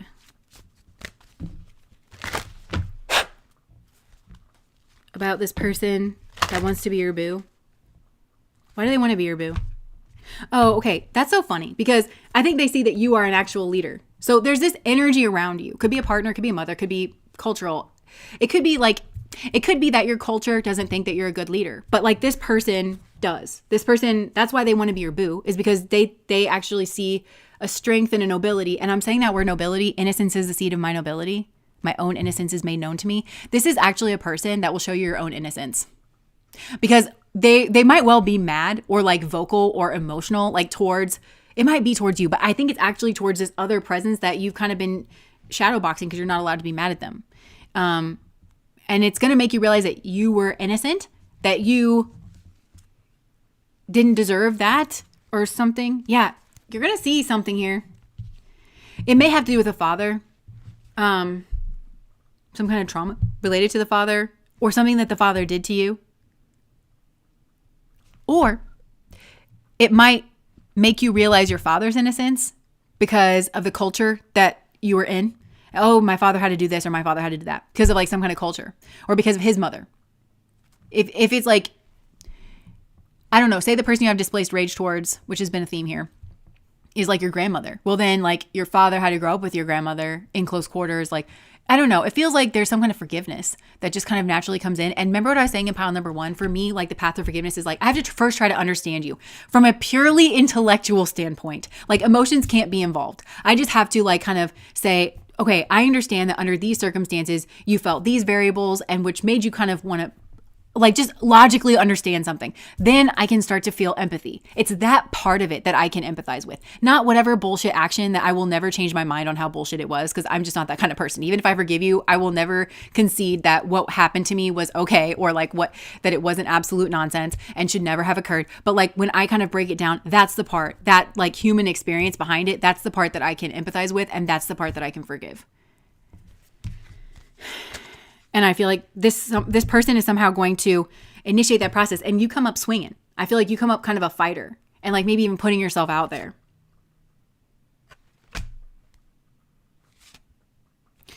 Because I think you might also realize that somebody here around you, and it could be multiple people, because there's just a routine energy about it.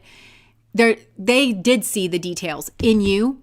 They saw your strength, I think. But they sought to attach themselves to it or weaponize it and then keep you down, because they had to keep you down in some way. They had to keep your floppy little sad fin in order for them to dog walk you, basically, like around.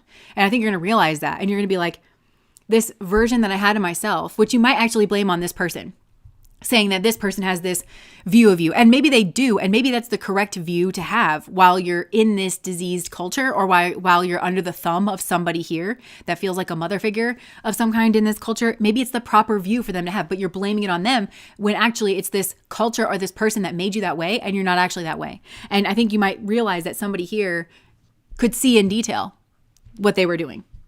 They could see the culture here in detail. They had that knowledge, but they chose to withhold it in order to dog walk you. This is what I'm keeping on hearing. Keeping on hearing is what I keep hearing. Keeping on hearing. Yeah. Oh, but that's like in the continuous. It's improper English, but it's like in the continuous. So I feel like you can't unhear it.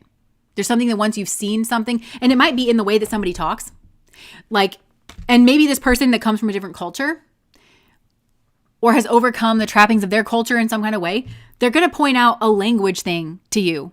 And once you hear it, you can't unhear it.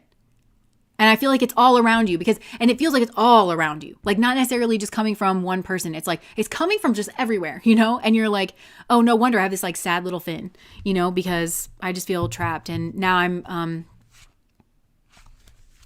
or you recognize why you were coming off split in some kind of way or weird in a conversation. And it could be because I'm kind of getting, okay, we just watched like the Addams Family. We watched the Addams Family and the Addams Family Values because, it's Halloween, Thanksgiving, Christmas time. Just all sort of smushed into one. But it's the one where Fester has the nanny that likes him. She wants to marry him. And she just really wants to marry him for his money. That could be an issue here as well. But I lost it. Oh man. I mean, maybe that's just what I was supposed to say. I'm sure it'll come back around. It just flew out my head. Yeah. Okay.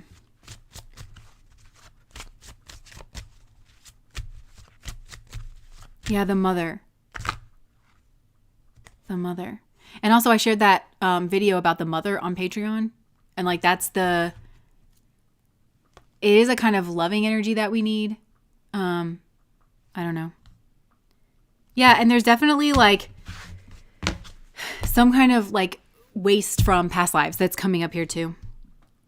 So this is going to be a trip, and you're not going to understand it, and you're going to be triggered a lot, and you're going to kind of burst forth from your cocoon here, from being under the thumb of some kind of cultural experience, or again, like it could be a mother figure. Dang, I really wish I knew what I was trying to get at with the Addams Family Values thing.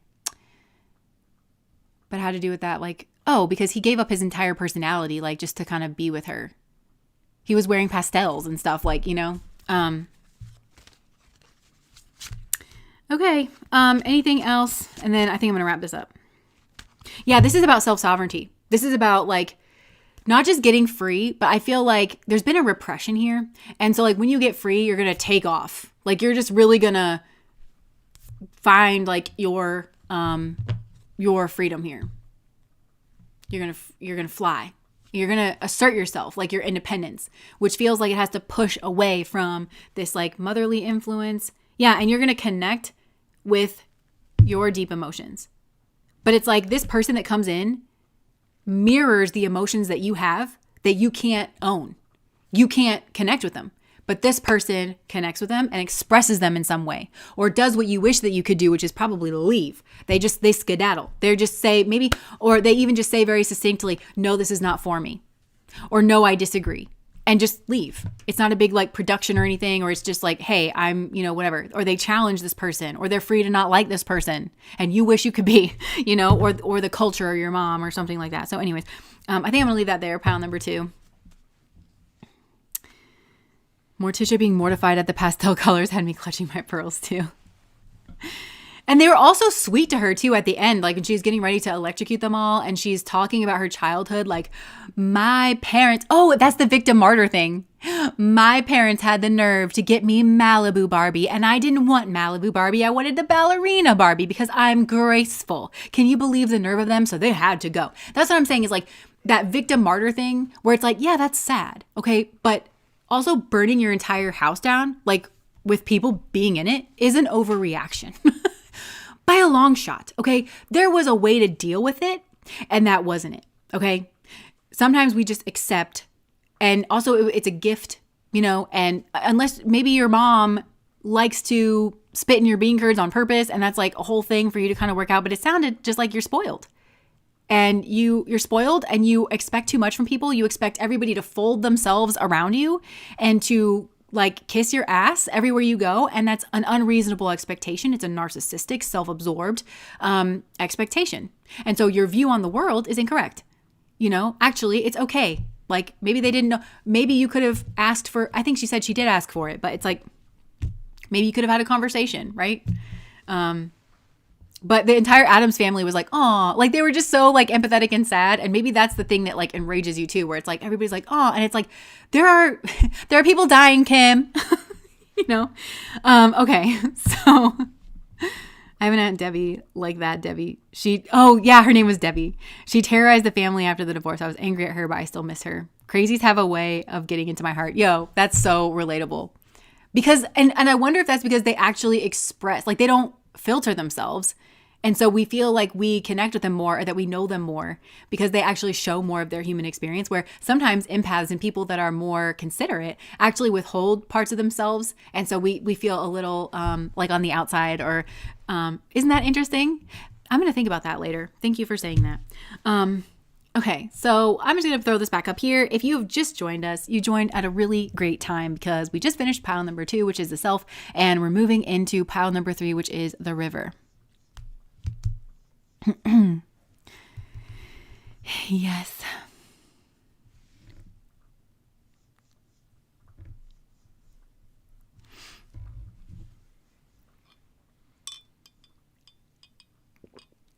I'm just going to look back here.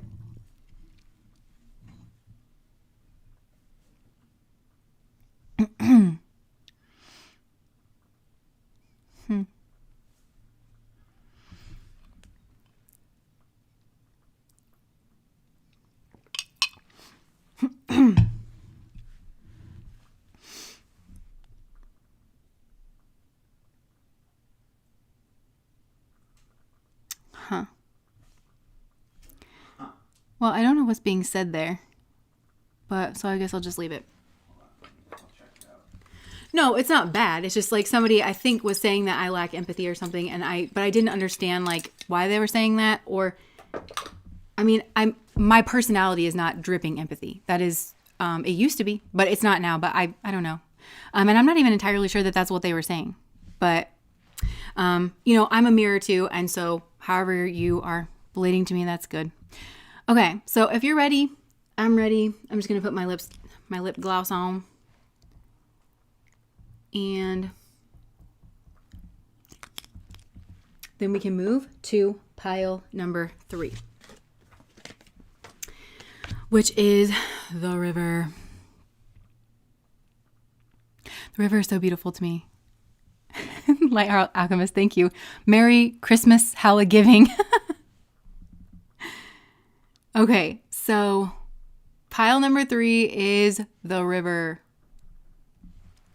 Okay. Ooh, I'm reaching for the gossip. Oh, look, Triggered is coming out. So who wants to be your boo? Actually, okay, I'm wondering if that's just like energy vampire. Okay, so toy. Okay, so for pile number 3 spirit, who wants to be pile number 3's boo? Ah! Okay. Sneaky link, breadcrumbing. So I'm wondering if this is maybe just somebody that was like you were messing around with, or somebody that was kind of breadcrumbing you.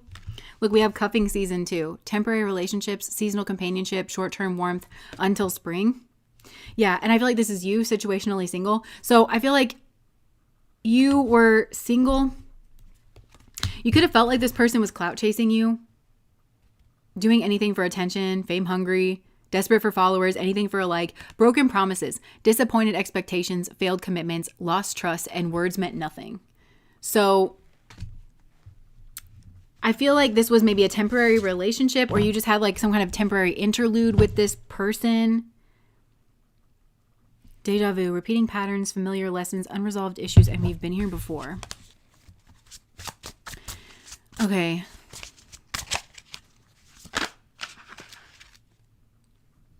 Shadow work. Facing hidden fears, exploring darker emotions, accepting imperfections, and meeting your darker self. Okay. I feel like whoever this person is, they've been here before, possibly with you. Like, so maybe this is like somebody, I don't know, that maybe you guys just like hook up every time you guys come back together or something here like that. This also could have been somebody that had you on the side. Maybe you knew that. Maybe you didn't know that. Or maybe they felt like you had them on the side, and it doesn't necessarily have to be in a relationship. It could be just like on the side of your life. Like this person wanted more from you than you wanted to give because you were focused either on, I feel like you were focused on your work for a lot of you, and it brought up this person's like fears and their feeling of like imperfection. Hustle mode. Yeah, I think that, okay, so I think that you were like really focused on your work. Grinding hard, ambitious drive, determined effort, and sleep can wait. So there's something here like on the side. I actually think, okay, if you had this person on the side of a relationship and or like your work, I feel like this person actually was very hurt by that. Like, and they felt like they were imperfect, and they felt like maybe insecure about their body, or they were really wounded in this experience. And I think that maybe for some of you, you are wanting to actually like heal them and like say that you're sorry and just show like the warmth of actual love, because schmegs is not love. And I feel like maybe whatever was going on here, you felt like that's what you both like. I feel like it feels consensual to me. Like that's what you both were saying that you wanted, but I feel like it was born of this kind of cold shadow energy. Like it was the shadows in both of you. And I feel like for you, it might've been ambitious drive, where again, like it feels like they were definitely like around your work, like circling around your work. I don't know if you were with somebody else or not, but they were, so I feel like you were prioritizing work, and I'm not saying that's right, wrong, or indifferent.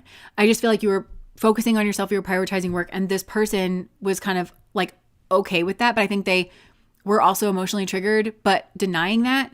And so I think that this experience for them was actually meant to trigger them in this emotional way. Like, what am I not good enough? And, maybe for this kind of situation, it was convenient for you, or it seemed okay, and you felt like this person was okay with it. Like you felt like this person knew what time it was, kind of a thing. And so I'm not blaming you, and I don't think this person's blaming you, but I think that there was more going on kind of like beneath the surface of why they were okay with that, why they were kind of accepting that kind of position. And it's because there's a pain here. There's some kind of like, there is some kind of hurt, there is some kind of pain. And it was kind of like brought out. And I don't think that this person had the same focus in their life. I think you were kind of their focus, or more their focus than you realized, where you might not have realized because your life was taking off, I just heard, or like your career or something here where, I'm getting like ambitious drive kind of a thing. And maybe this person kind of came back around in your life, but this is the person that wants to be your boo. But this feels like they got something to prove to themselves. This feels like it comes from kind of like a place that you're not the Band-Aid for, and you could never be the Band-Aid for. And I feel like small things that you do might have a big impact on this person, and you might not even realize it because they're not saying it. I feel like this person is not saying it because they want you to say it. Because if they tell you the way that they're feeling about the situation, it not negates, but it takes away the ability for them to have the moment that they crave with you. And the moment that they crave with you is you shining your light on them and saying, I've been so wrong. You should be my priority. I should focus on you. Work can wait. And you're never going to, I'm not sure that I'm not sure that you feel that way about this person. Maybe you do, maybe you don't. Maybe for some, I don't know, there's something else going on here, like on your side.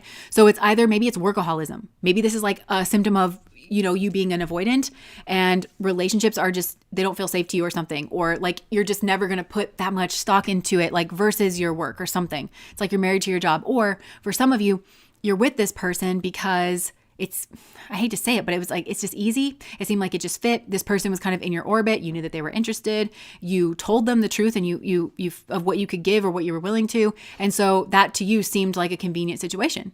And I think given what you were presented with in this situation, I think, like, how were you supposed to kind of think anything else? Especially because I think that I'm hearing the word drive. Like you were just kind of like, drive. I'm hearing drive. Like you were on you were going somewhere. It seemed like you had a place that you were trying to go. And this person, either you were going to leave this person behind, and I think that you would have, but this person maybe was triggered that you left. They wanted you. This is in the movie Chasing Liberty. Mandy Moore's character, and then like the main love interest in that movie, they're on the gondola, and he's talking about his family, and he's talking about how his dad was in like the CIA or the British version of that, in whatever it was, and he was always traveling for work, and his mom always wanted him to make the big gesture. I'll quit for you. I will this for you. I will that for you. And it's because I don't feel like it's fair for this person to ask this of you and to have you be a stand-in for their kind of worth and self-value is what I'm hearing. But if a person like you who is so like, they wanted to feel that you were with them, not out of convenience and not for the reasons that you were, they wanted to feel like they were your choice. And I think this is kind of like a self-fulfilling prophecy or a repeat situation for them, because there's a wound here that they're kind of drawn in. And I think that's kind of what they drew in. They were drawn into you, into this situation, because the hurt is meant to kind of wake this person up, because they knew, if I'm being honest, and I think if this person was being honest with themselves, they knew what time it was. I kind of think that for some of you, again, it sucks to kind of say it like this, but I think this person kind of always knew that you were out of their league, and that if you were going to settle down and get serious with somebody, it would be with somebody else. And if it's not true, if that's not the way that you actually felt about this person and why you were kind of messing with them, then I think that is the way they think about it. Yeah, even if it's not true, then maybe you meant to give this person more time. I'm kind of really being drawn back towards the other path though, but so they get drawn into situations because I feel like they're trying to wake themselves up. They're trying to, like, the pain here is what's trying to wake them up. Like, they kind of know what time it is, but it's like, I feel like this has to do with a parent wound. This has to do with self-worth, where their father left or something. Their father never chose them or something. So they're playing that out in their relationships. They find somebody who has that similar kind of trait where they feel like they are not a priority or they're not second best in that person's life, instead of going towards a healthy person for them, like their actual path, their actual soulmate, instead of being with that person, nurturing that relationship, honoring that relationship, instead of doing, it's not exciting because it's the pain that's drawn into this kind of situation of I was abandoned, I was neglected, and I want to be your boo because it validates me. That's what it is. It's the validation I've been seeking my whole life in just that one moment. And I can't remember who it was, but it was this person. They were talking about how when their partner looks at them, it's like the sun. You know, it feels like the sun is like upon you. And I feel like that's the way this person feels about you, or at least like when they would get you alone, and it's like the intensity of your full attention being on them, especially if you're like a very important person or something. It was like an aphrodisiac to this person. They couldn't get enough of it. That's what made them feel important. And I think a lot of people, and possibly women in particular, but they can use their schmegsuality because it's something that people want. Everybody wants schmegs, and everybody has a hole, or, you know, everybody has that kind of, but everybody kind of wants that, and you can't just have that experience with just anybody.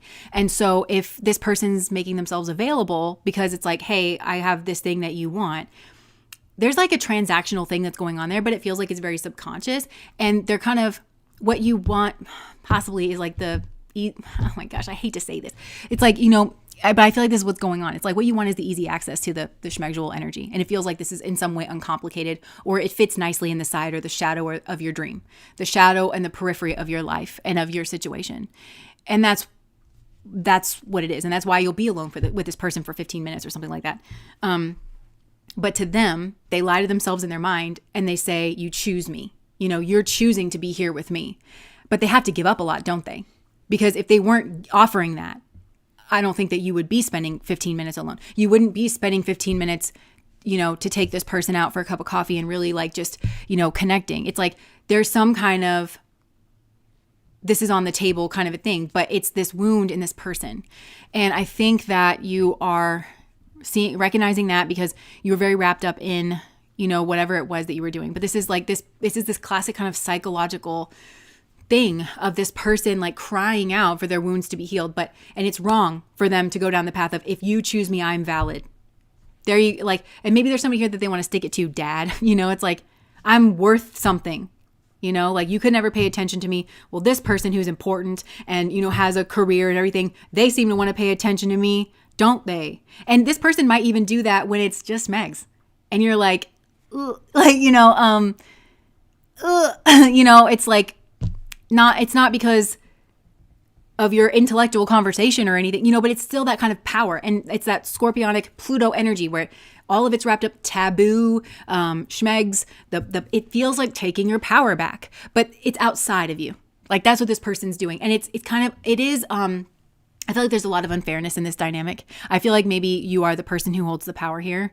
And I don't think that I think you liked that. I think that's part of what drew you into the situation. But I think you were used to this person taking a subordinate position, or you expected them to take a back seat to your career. That's the dynamic that this person's used to. They're just happy to be there. That's reminding me of in Ted Lasso, Roy. He's kind of like this gruff sort of figure. And he's talking about, he loves his little niece, Phoebe.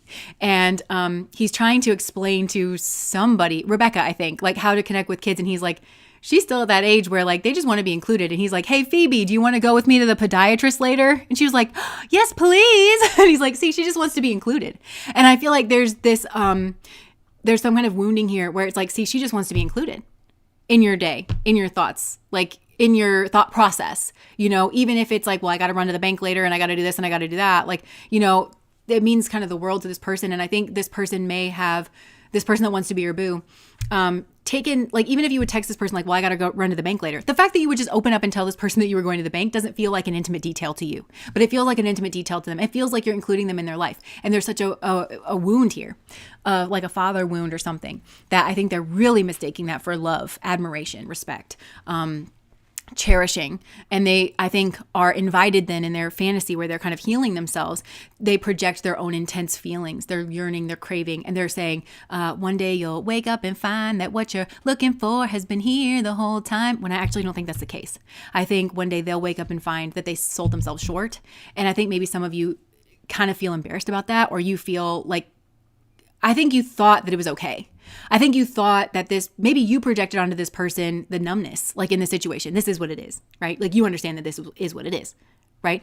And I think their words said that they understood that it was what it was, but they were reading everything into like little things that you would do because it was dishonest. And I feel like there's kind of like, there's an unfairness inherent in this situation.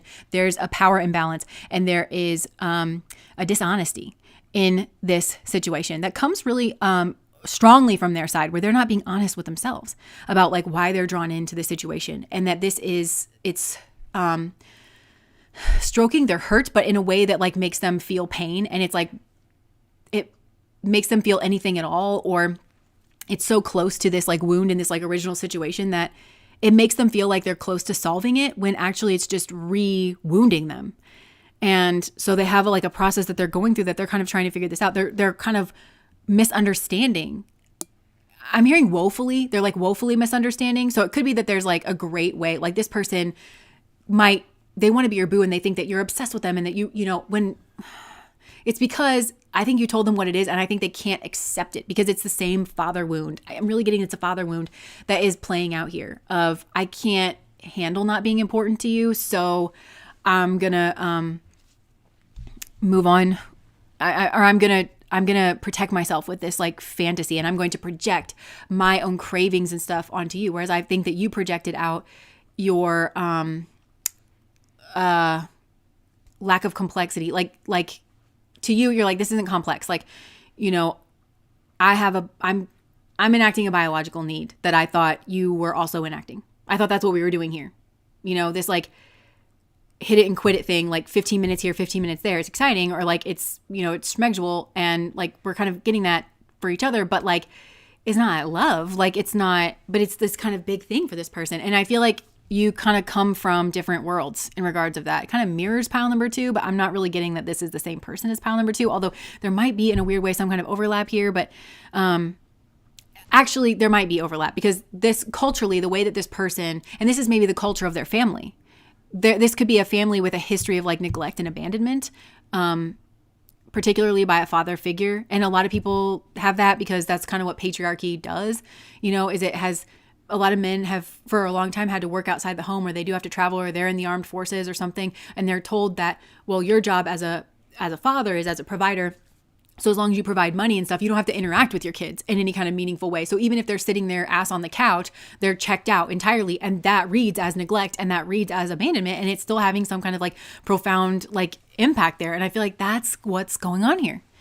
This kind of, I want to feel important. I want to be seen. And even if I'm just seen for 15 minutes and I have to trade my body to do it, and I don't even mean for like in a way that you would like think. I don't mean like in that direct kind of way. It feels like kind of self-prostitution, you know, here a bit, just to get that moment of feeling validated or feeling seen by somebody who is paternal in a way, like some kind of paternal figure. So there might be traits that you have that are somehow, or they're, again, with this rage energy, where they're not allowed to be mad at dad. You don't have to be a man, by the way, for this to kind of like translate. It could be that you have traits that remind this person of their father, because maybe you're very high powered in your career, or maybe you're more high powered in your career than this person is, or something here like that. So yeah, crossroads. I just heard think. Like spirit put this person at a crossroads and was like, really think about this. You know, project yourself into the future. How are you going to feel? Because like for that, it's devil energy, because for that momentary high, this person might feel like great, but then they're going to sink back down to emptiness and abandonment. And then how are they going to deal with it? Because some of them, they're going to numb out via fantasy. And for others, I think it's just going to hurt, you know, no filter.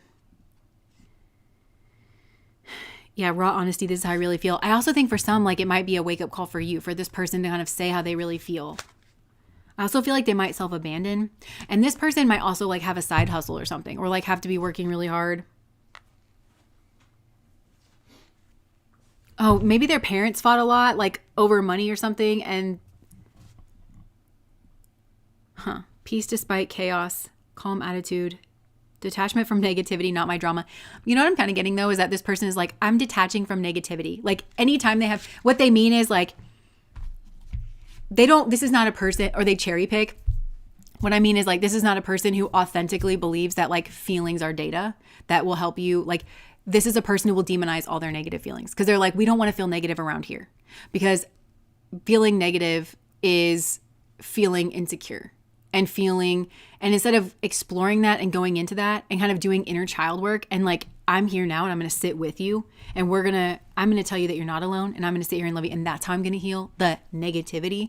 This is a person who will just shun it all together, which it's narc territory a bit. So this person may well have been very kind of self-absorbed in this situation because and maybe they're not normally, or maybe they are, maybe this is a pattern because, they say a lot of narcissists are very insecure, but they don't, it's like so much just is water off a duck's back. They don't ever let it land. They live permanently in the land of ego defense mechanisms, denial, repression, reaction formation, all that stuff. And I feel like that's kind of what this person is doing, but it's around a pain point here. It is.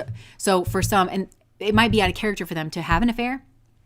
But it's because they have this certain pain point here, that they're struggling to kind of deal with. And again, this feels like devil energy. It feels like the shortcut to get that dopamine hit, but then feeling like you're like leaving your life in, like if this is an affair on their side, leaving their life in shambles, but they thought that it was love. They were telling themselves that it was love, or that it was, but actually it was this pain thing that was just like kind of playing out.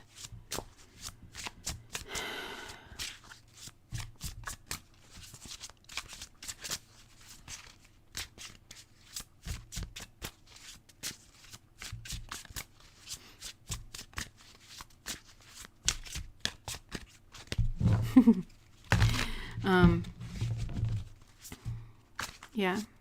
Okay. Sovereignty is talking about Meghan Markle too, and she was like, I really loved her pushing back on the monarchy. So did I at first. Like, I was a person who kind of like really loved that, but then it's like it brings out all different kinds of things in us, right?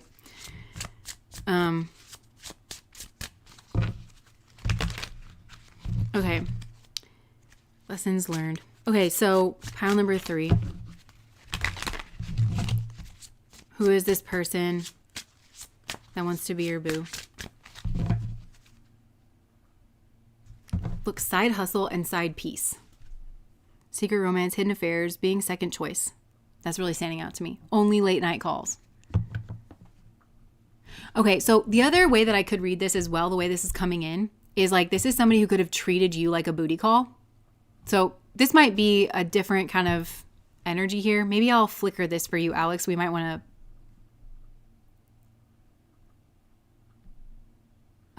Okay, so I am kind of getting a different energy, or maybe this is like all kind of coming together. This could have been a person who was treating you like a booty call, and especially if there's a strong overlap with like that pile 2 energy in like a positive, healthy sort of way. I feel like now this is a person, they're breaking a cycle. So this person could have treated you like a booty call. They could have treated you like an affair, and they are now secretly wanting to be your boo, but they know that they hurt you, and they know that they were a deep fake and that they had some kind of convincing lies. This is dangerous to have like both of these energies here in a single pile, because what if somebody is like in that first situation and like they're prone to that kind of fantasy, and then now we have this energy kind of coming out? I don't know. I just noticed that. Take that however it resonates. It doesn't even mean that it's like not entirely true, but I feel like if that's the case, okay, you might have left this person on red because maybe you could have realized this person was keeping you on the side or something here. You could have just like checked out of the situation because it wasn't suiting you, or you were like, no, this legitimately is like, it is what it is, right? We're both on the same page about that. I don't want to have feelings for you or something. And you actually like held up your end of the bargain or something. So you could have left this person on red, ignored messages, waiting anxiously, no replies. Maybe they're just busy.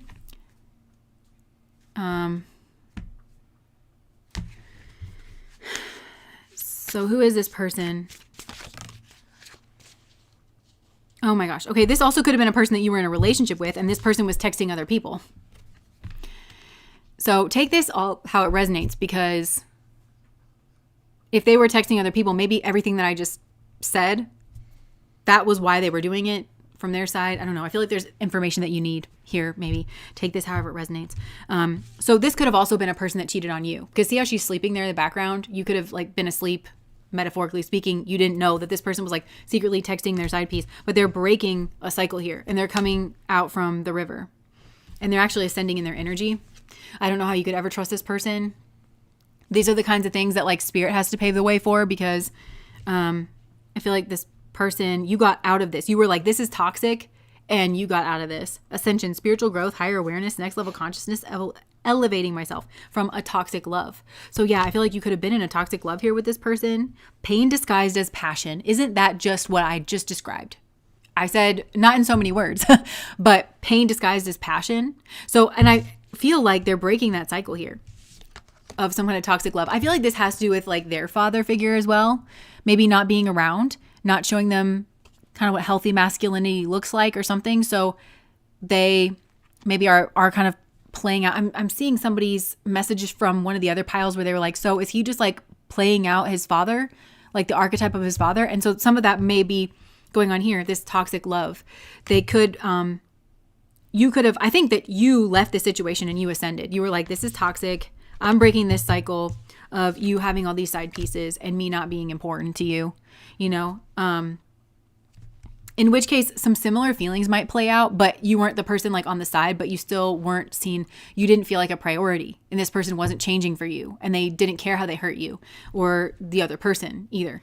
And they could have gotten into some kind of toxic love relationship. Maybe they were third parties to each other or something like that. It's just, it feels like toxic. Pain disguises passion, addictive patterns, harmful attachment, can't live without. Oh my gosh.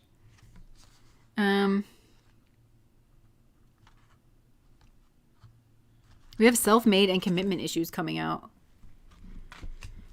That's that like work drive kind of energy here. It could be that you left this situation and you are kind of like, you're self-made or you're working on it. You're like focusing on yourself. Maybe you're building a business, or it says independent success, overcoming odds. Like you're overcoming the odds here. You're creating your own path and you built something up here from nothing. You built yourself back from nothing.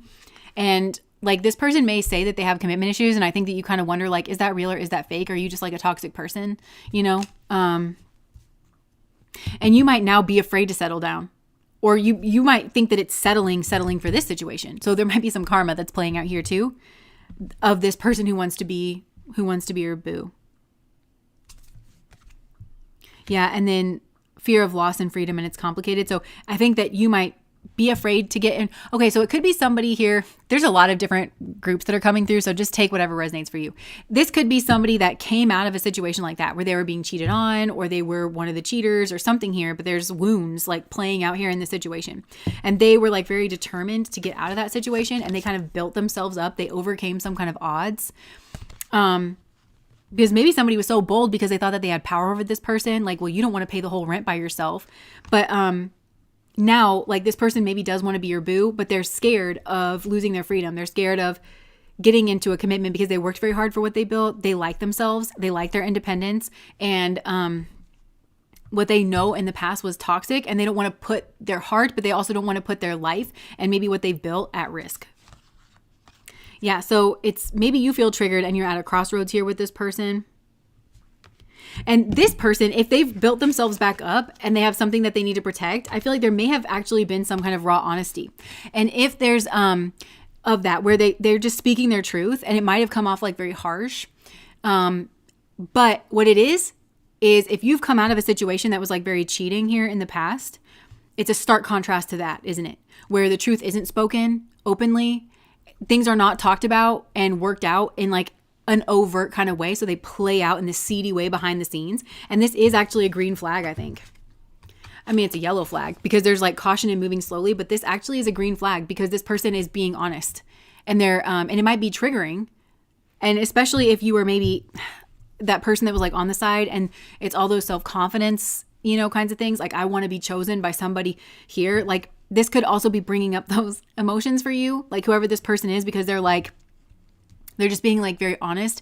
And I think it's just honesty. I don't think it's a cruelty or anything like that. I think it's just honesty here, where they're like, I'm into you. I think that you're great, but yeah, I I have this to kind of work out. And I feel like it would be more of a no for this person instead of like be on the side of my life. And yeah, look, red flags, warning signs. And this person may well see red flags because they've been working so hard that they actually need to take a break and like actually rest and kind of like allow their energy to reset. They actually do need a break. So, because maybe they had some kind of rapid rise, but it's like something here has been on the rise. This person could be a baker or something because I just saw like bread rising. But yeah. But I feel like this is maybe a past life memory. Like you've known this person before. Oh, or it like echoes some kind of past life memory where maybe you were ghosted or look, ghosted, blind date, and love bombed. So, you might think that it's some kind of rejection, but I don't think that it necessarily is here.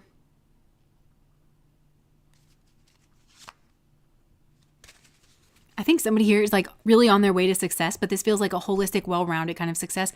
Whereas that other person felt more like a Rahu, kind of greedy, unsettled kind of success. This person feels like more structured and more grounded and like more rooted. And it stands at a stark contrast to some kind of sweet but deceptive words, because that's what went on in the past in the third party situation, I think. And maybe I feel like that's your past, or it could have been in a past life or something.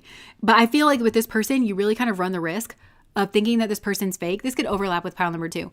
And that they use sweet, sugary words, like, oh, like sweet but deceptive words. But because I think they find a nice way to say it. But I feel like there's something here that's kind of like triggered, and it might trigger an ascension here with you. So there could be somebody here that actually does want to be your boo, but is kind of emotionally unavailable again. They're a better person than like this other person, or they're more aware of you as another person, like of you as a person, and what their actions might do to you, kind of a thing. But I feel like, again, it's kind of triggering you. May have to do with payday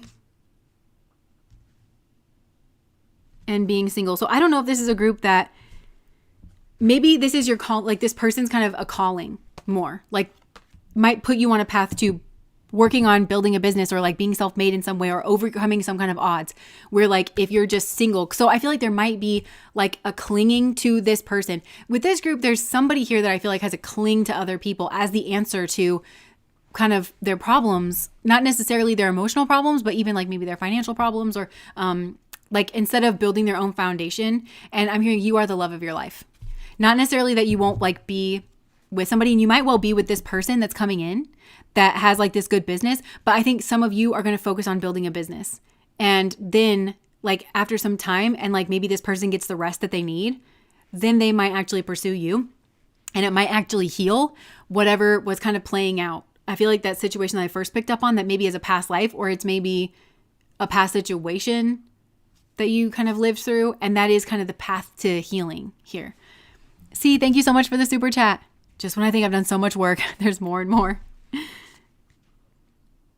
Yeah, so I feel like this is actually a call towards some kind of glow up, but I don't mean like glow up, like focusing externally on like your aesthetics, because a lot of times the aesthetic stuff, I feel like whenever we're just doing better for ourselves, you know, we have a little more space around us, you have a little more money to spend on yourself. Like that's kind of where that glow up energy kind of comes from. In a lot of cases, I feel like this has to do with self-improvement, finding your confidence, personal transformation, and better than ever. Because there's some kind of situation here that may have really knocked your confidence if this person had you on the side. Because there's also somebody here that maybe didn't realize that they were on the side, but as soon as they realized it, they left.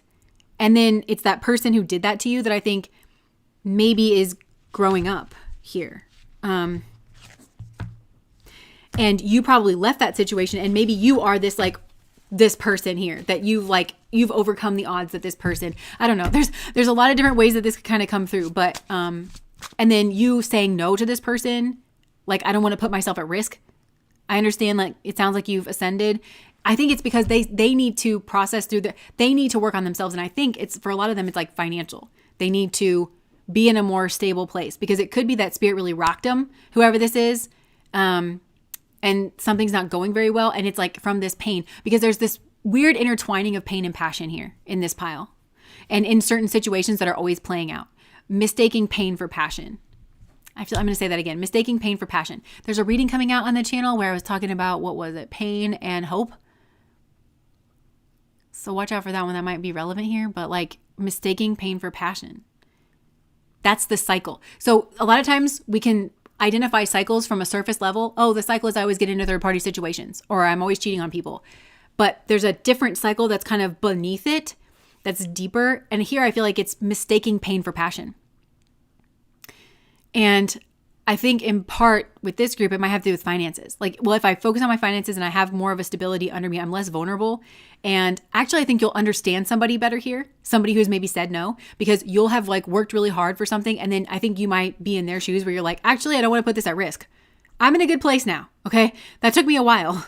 I was buried under sweat and tears and receipts for a while. And now I'm finally out of it. And now that I actually have the thing that I think I've been working so hard towards this whole time without realizing it, I don't really want to put it at a risk. And then it's going to cast somebody else's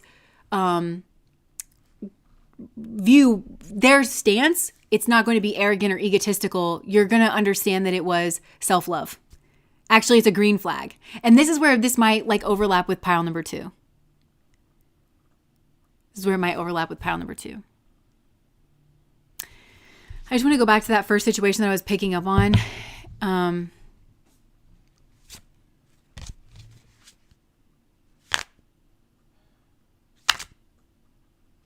Okay, yeah, they're moving away. I feel like their whole thing is to like move away, lessons learned, me versus me, self-competition, personal growth, becoming better than yesterday, my only competition. I'm my only competition. So yeah, it could be that so the love that they felt like they didn't get from their father, that's kind of playing out here. It's like, oh, I'm better than the competition. So there could be some sibling rivalry that went on in the home or just rivalry with their dad's work or their friends or their social life or something. And so that replays out in some kind of third party situation that they were with, right? It's that kind of energy. Yeah, spilled tea. Some kind of secret could be exposed here. Sugar-coated, sweet but deceptive words, empty compliments, hidden insults, too good to be true. Spilled tea, secrets exposed, gossip spreading, leaked information, oops, it's out. Yeah, there could be some kind of oops, it's out. There could be, deja vu kind of situation. I'm not sure. Okay, so there was a lot that was kind of folded into this pile. I hope you found what you needed here, because it's either somebody that you had on the side that's kind of hopelessly devoted to you, but it's because they're playing out their own pain and not dealing with it and kind of not listening to their intuition, and they're burying themselves in a fantasy in order to avoid themselves and to avoid doing this kind of deeper spiritual work because it's painful and it hurts. Then there's another person here that maybe is coming back from your past where this person had you on the side and actually had, like, maybe they were a player or something, but they actually like are realizing that they did have deeper feelings, or that they do have deeper feelings for you now. And they want to come back, and they're ascending. Something has happened here where something has like ascended this person, but I feel like you left that situation and you have been overcoming odds and obstacles in some kind of way, because I feel like in some way you lost in this situation, or like the odds were stacked against you, but you've been like steady working through those. And so you're very hesitant to put that at risk for anybody, let alone somebody who had you in a weird situation in the past.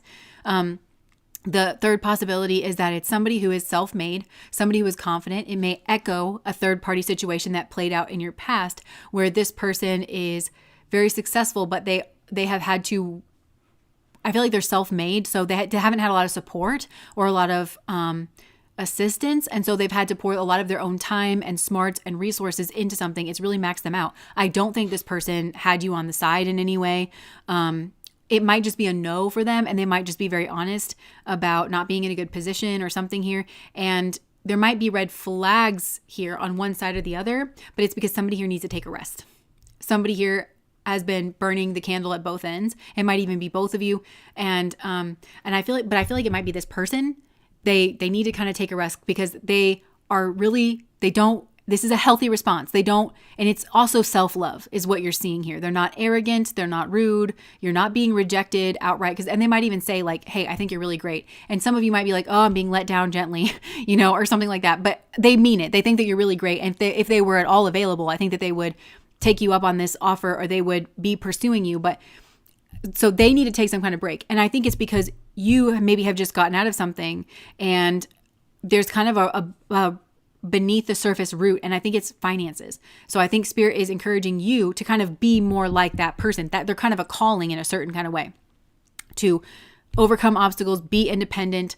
And then I think that it's going to be a very Libran relationship where you have some kind of equal experience or something, and then you're actually going to see them clearly. You're going to be able to see that was self-love because you're going to realize you're in the same boat that they are, and that you would never ever put that at risk, and that anybody who's going to try to force you into any situation can get fucked because you're making the decisions, and you shouldn't have to risk something if you're not comfortable or if you're not ready. And that's exactly what you mean. And some of you might build a business or something where you have to be the one making the calls. You have to be the one calling the shots. You have to use your firm voice. You have to mean what you say so nobody's taking advantage of you, and so that your business can be successful and like actually have the chance to grow.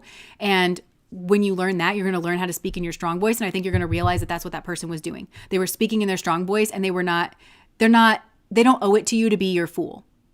They don't have to be, and they don't have to pussyfoot around anything to make you feel like they're a kind person or anything. Because you're going to know, actually, I am all those things, but I'm also strong, and I'm not going to and you're going to understand the difference, I think, maybe between these two people, where there's like a Rahu-oriented person that maybe had you on the side that was greedy and like wanted some kind of, and didn't really think about you and, what possibly could be going on, and this other person that I think there's like an echo of that kind of situation, but they are much more grounded.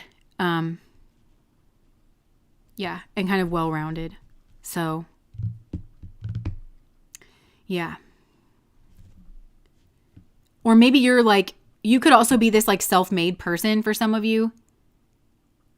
And so there might be somebody that wants to be your boo, but you're not ready. And that person maybe needs to work on their finances, and in order for it to be an equal partnership anyways. So I don't know where you sit in this kind of energy. I'm not sure. Sometimes whenever I think that the reading has been confusing, I just kind of keep going to try to explain it, and I'm going to not do that. I'm going to cut myself off here. So if you understood it, if you got something out of it, then I feel like it was for you. If you're confused or if it didn't kind of go through, then I feel like it was not gonna, it wasn't gonna be that way. So, okay. Destruction was so extreme, and I'm still cleaning up by myself. I just can't chance it. Yeah. Okay. Good morning, Tina. Okay. So that was the end of pile number 3. I'm just going to take a brief break, and then we're going to move to the general messages.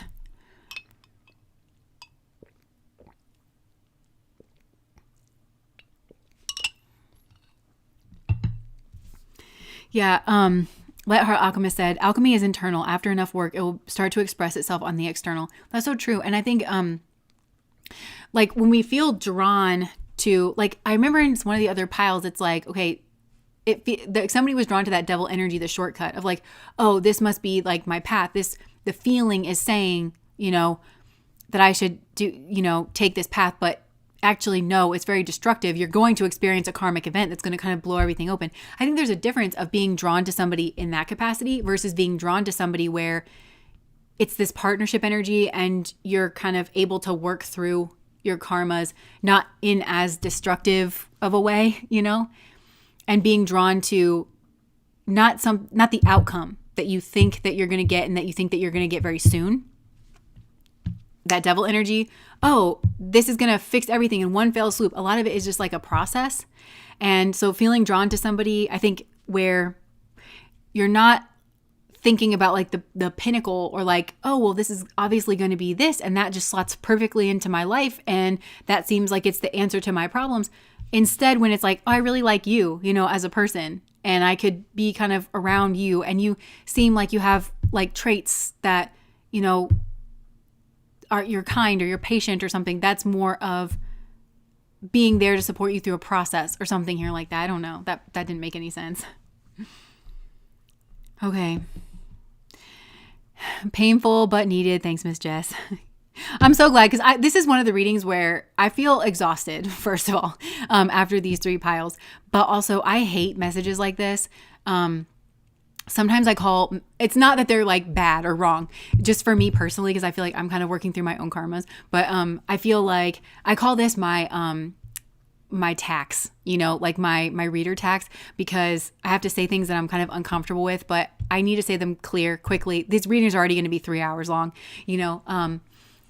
and I can just tell that, yeah, it's like certain things are kind of needed. And I made a promise to Spirit that I'm going to deliver its messages, so it's just sucks. This is kind of hard. And it's probably, some of you are probably like, what? That wasn't even that bad. But I don't know. For me, it's like, I don't know. Sometimes I'm just uncomfortable with this work, because my ego is very much used to being quiet, like in the back, being a people pleaser, not like saying certain things. I don't know. That's for me to work out later, but this has definitely been a harder one. Yeah. I have to study for my tax law exam and I really don't want to do it. Okay. So, shall we move into the general messages? The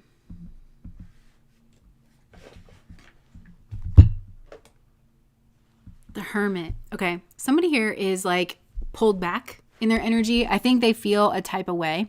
I am kind of getting a hearkening of pile number 2. I think that the situation I was talking at in pile number 2 kind of came to fruition, where there was like some kind of cultural difference that this person didn't realize was a cultural difference. I think they thought something here, and they are maybe shy or embarrassed about what they said, or it was maybe impulsive or instinctive for them to say something or throw some kind of judgment out there or something. And then they pulled back and they're kind of learning. They're like maybe more like isolated, or like they're kind of learning here. There's some kind of light that's been turned on. It may have to do with this like Mean Girls energy, this like Mean Girls, because I grabbed the Mean Girls deck. So maybe this person was a mean girl and they meant to be. And so they threw a wrench at somebody, but then kind of pulled back, didn't take credit for it or anything. And they meant to be mean, or they did, I think. Yeah, they meant to be mean. They meant to be judgmental. They meant to hurt somebody and shake their kind of like foundation, but they could have been projecting that onto somebody, or somebody here could be watching that happen between two people. Either way, there's like learning going on. There's like, this person's like learning a lot, and they feel very fragile, and they feel very,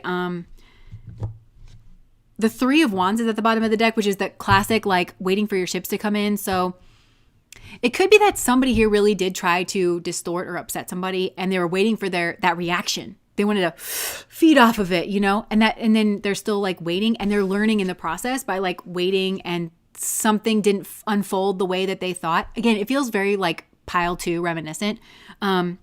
Or it could be that somebody's watching 2 people do that and it didn't play out the way that they kind of thought that it was supposed to play out. I don't know. But it also could be that this person got some kind of just desserts here in some way, where they're like, oh, I got what I gave. I got what I deserved, like in that situation. But they're learning through whatever this like process is. Yeah, they're very emotional, actually. Very emotional. Like, or they're very dysregulated, like emotionally dysregulated on the inside, or they were very triggered here, and something kind of, I don't know, like lit them up. Something that they're really clinging to. It's like maybe a deep emotion that they had, and something's being like worked out, and it's kind of uncomfortable here. I don't know where you are in this energy, because I don't know. You know which role you're at. And for some of you could be part of this like conversation that's like playing out in front of this person who's like watching, but it serves its kind of spiritual purpose here, because there's a light that's kind of going on here.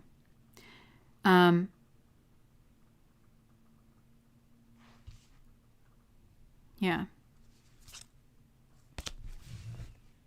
It's because I feel like this person is kind of clinging to a 10 of Cups situation.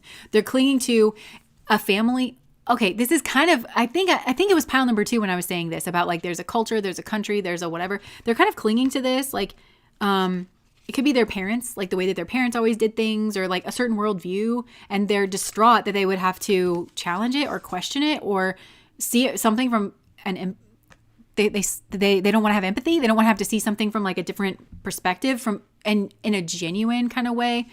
So there's like a clinging here, and something kind of maybe came crashing down and was like an end. Could have been an argument, but it also could be like somebody here like pointing to like just a very clear fact or something, and it like, I don't know. What is going on here, Spirit?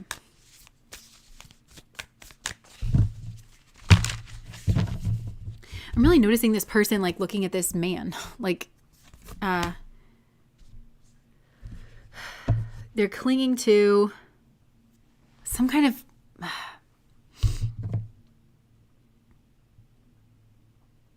I feel like it's giving shit starter. It's giving like somebody here's like shit starting, but they're like, no, I'm being loving or something, but they're not. What's going on here? What are you trying to say, Spirit? Yeah, argumentative. Somebody like rushed in. It has to do with childish stuff.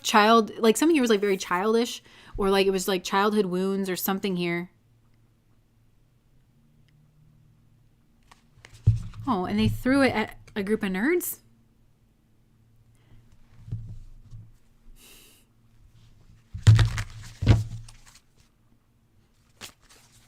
Okay.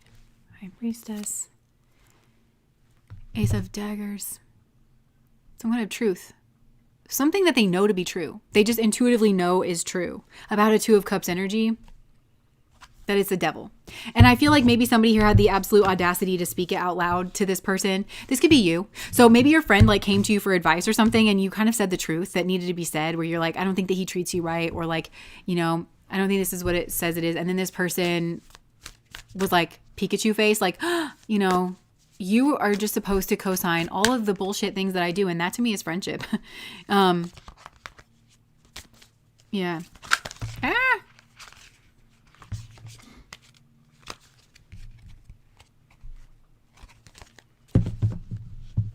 Aw. I'm not entirely sure what this situation is. I just feel like justice. But I always notice this sword. It kind of feels like justice hasn't happened yet. Or like, so I think that, or some kind of equal like reaction. And I'm getting like this person threw something out there or something and they were expecting like an equal reaction or something. And it didn't happen.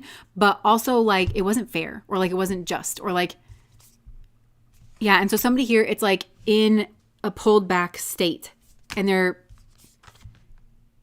they wanted a reaction. This person wanted to feed off of something. See how he wants that muffin? Do you want us to butter your muffin, sir?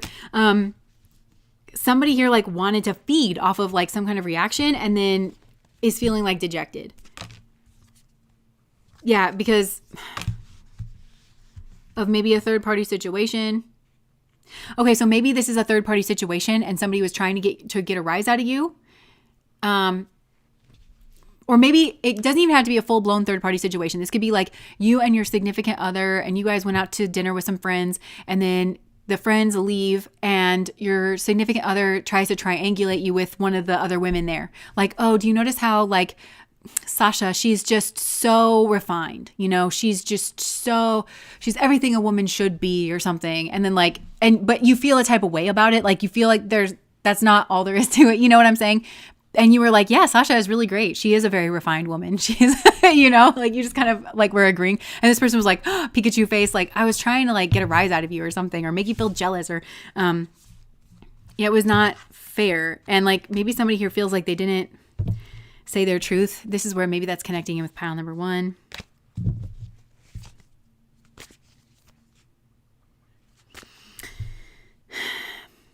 Yeah, they thought something was going to lead to a wish fulfillment. Why is this coming through? What's the purpose of this?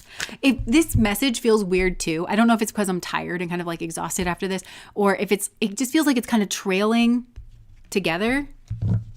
I'm hearing breadcrumbs, so I feel like maybe somebody breadcrumbed you in a situation or didn't give you your flowers, kind of a thing. Look, 7 of Cups, like, oh, confused type. I feel like that was, what?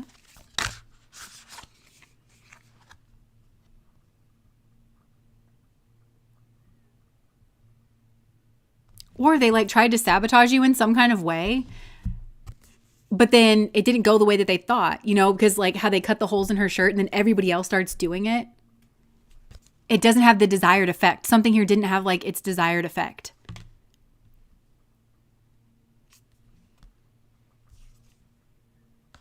The High Priestess keeps coming out here. I'm just going to show you this in case it means anything to you, like the picture, the image. Because she's pointing to her head, and I feel like it's like use your intuition or something. And then like the star.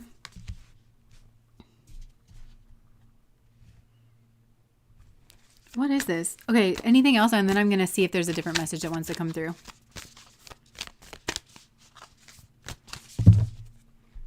The devil.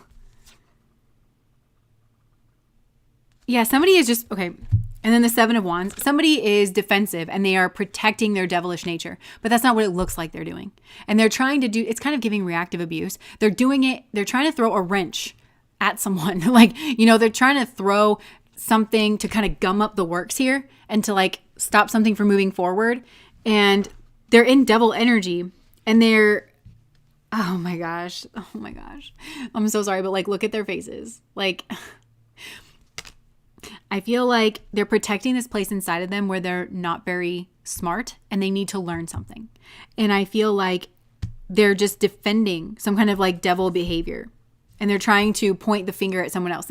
So they're trying to ricochet. They're trying to point the blame here. Is this a confession? I'm not sure if somebody's coming through with a confession.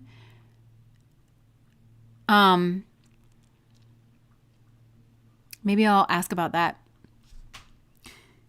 They wanted everybody to, instead of, because I feel like there was a situation here, they were very defensive and they didn't want people looking at their devil nature. And so instead they tried to deflect and they tried to draw everybody's attention to, I mean, in this case, like this Regina George, but I'm not getting Regina George energy here, but it's like somebody tried to paint somebody here as a Regina George. Because they wanted to be seen as innocent, or yeah, like they wanted to be seen as like the good one or like something.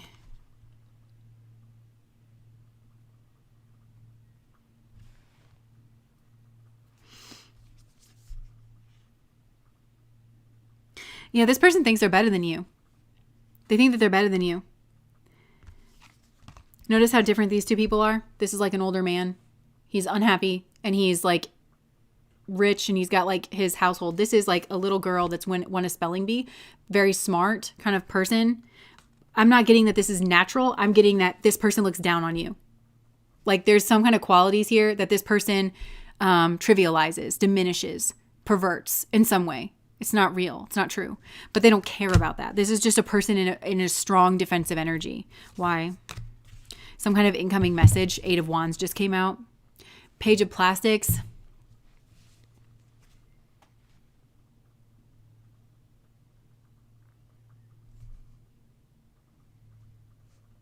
It feels like a backhanded compliment, or it feels like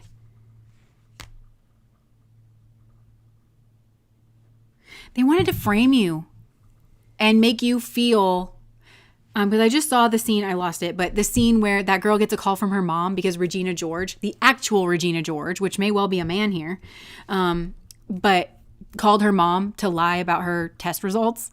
And like, she's like, Mom, and she's getting like yelled at. And she's like, what? Like, and it's like not about anything. So somebody here tried to ricochet some kind of blame here. And I think they thought they were going to get it to come in from some kind of angle that wouldn't be traced back to them, but they lit the fuse. They thought that. And I get this energy every once in a while. Is this a confession? The Fool. It might be a warning for some of you. It might be a warning. Because I feel like you're in a really sweet, really innocent energy. And like this person, it's the Magician, which I'm getting kind of a manipulative energy. And look, she's holding the match. Yeah, because somebody here feels lacking and they feel alone and they feel nerdy and they feel stinky. But they're in this King of Swords energy. So somebody here is like, I think the exact person that I've kind of been talking about, maybe even in pile number 2. But like I said, like this is not the person that's going to do the work. And I feel like this would be a person that kind of feels called out because of a message either that you sent or somebody else said, or something here, and they felt like something wasn't going to go their way. They thought that they were losing control of the narrative. And so just be careful about that, I guess. And they're trying to paint you as a Regina George, but you're actually the Queen of Pentacles. And this person like just hates something about you. They just hate something about you. So this is a good reminder for like the pile number 2 people. Like I said, we were kind of laughing. The energy felt lighter then, where it's like, you're going to hate this person. This person's going to really rub you the wrong way. This is like actual hatred. This is the energy of actual hatred. This is the energy of prejudice. This is the energy of like, nothing that you could ever do is going to change my mind. Like, but it's really because I hate myself kind of a thing. But I'm not going to take, this is a very slippery person, very manipulative person kind of a thing. It's all just defensive here. But this person sounds kind of smart. I feel like they'll throw something out and it's a wrench. I just keep seeing somebody like hurl a wrench and it's a blunt object. And they're not also, that's not what a wrench is for, they don't use the wrench skillfully. But it does feel like there's a certain amount of cunning here. And whatever they're saying, it's not a cohesive thought or it's not a cohesive philosophy. If you were to take whatever this person said and expand it out, it would easily fall apart. It's not a whole system that kind of, and they don't want to engage with the proper system that is actually whole. So this is a person who will not address their own hypocrisy or their contradictions in their worldview. So if you've been on my channel, I love paradox. And to me, wherever like you run into, Alex helped me understand this, by the way. Well, not the paradox thing. I've always like really been drawn to paradox, but he was talking about contradictions. So like where contradiction energy is not the same as paradox because there's such a refinement with paradox because it seems like something should be contradictory, but actually it fits together perfectly. This is somebody who holds contradictions and calls it paradox, but it's not. They hold contradictory beliefs and they don't care. Their mind is just a haphazard maze where they just keep they repress certain things. This is everything that I talk about on the channel. Like this person just sections certain parts off so that they don't have to check their beliefs against other things that they've experienced and other things that they know, possibly to do with you directly. And like the things that you're saying are the things that you're doing because you have interacted with them in a way that disproves their own theory, but they just want to hate you. And so this is also a bad scientist. And the King of Swords came out. And so that's what I'm saying. Like, this might be a person that's like, oh, I'm so like logically oriented. But remember, I was talking about this in one of the piles. To be a good scientist, you have to admit to yourself that you are not a robot. You are human and humans have biases and you have to check for your biases. This person's bias towards you is running fucking rampant. And if they were a good scientist, they would have to acknowledge that and they would have to remove themselves from this study. I can't be the person to do this study because I can't be neutral and fair. This person doesn't care. This is also somebody who you're supposed to, in an experiment, you're supposed to give your hypothesis, what you think, like if your if-then statement, right? If this, then that. This person, you've proven that person's if-then statement's wrong several times, or you will do if this is a warning for like a future situation. Where they're like, look, if I do this, this person's going to do that. That's what I was kind of getting where this person's, it's supposed to be a learning lesson for them. But what this person does instead of actually flushing out their contradictions, which my husband was saying, like when we were talking about this, he was like, contradictions just point downwards. They just sink the energy downwards. You get more ignorant. You get more like, whereas dealing with an actual paradox and actually a contradiction and like being stubborn and arguing for something that you should actually be correcting within yourself, that's when you want to run into battle with that, it's not the same thing as somebody carrying in a harsh truth. It's not. But I feel like they deify themselves and tell themselves that that's what they're doing, and it's not. So this is like a lesson here because somebody's if-then statement got disproven. They were like, if I throw this wrench, such and such will happen, and that's not what occurred.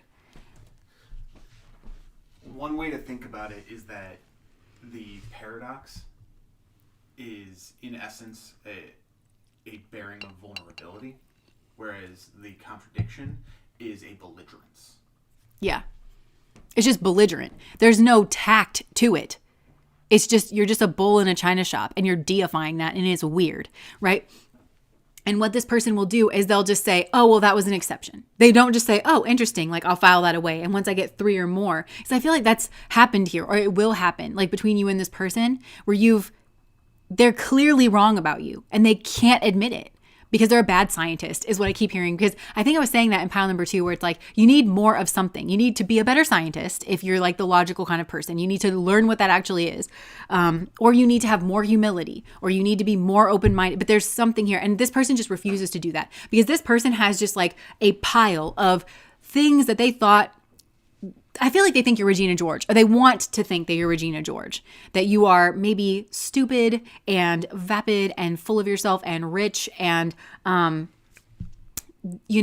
you are intentionally cruel or self-absorbed, but you are not that way. And it's comfortable. It's easier for this person to, and I feel like they've come up with, again, a hypothesis. Oh, if I catch this person out that way, but I'm seeing a little mound of like, should be data.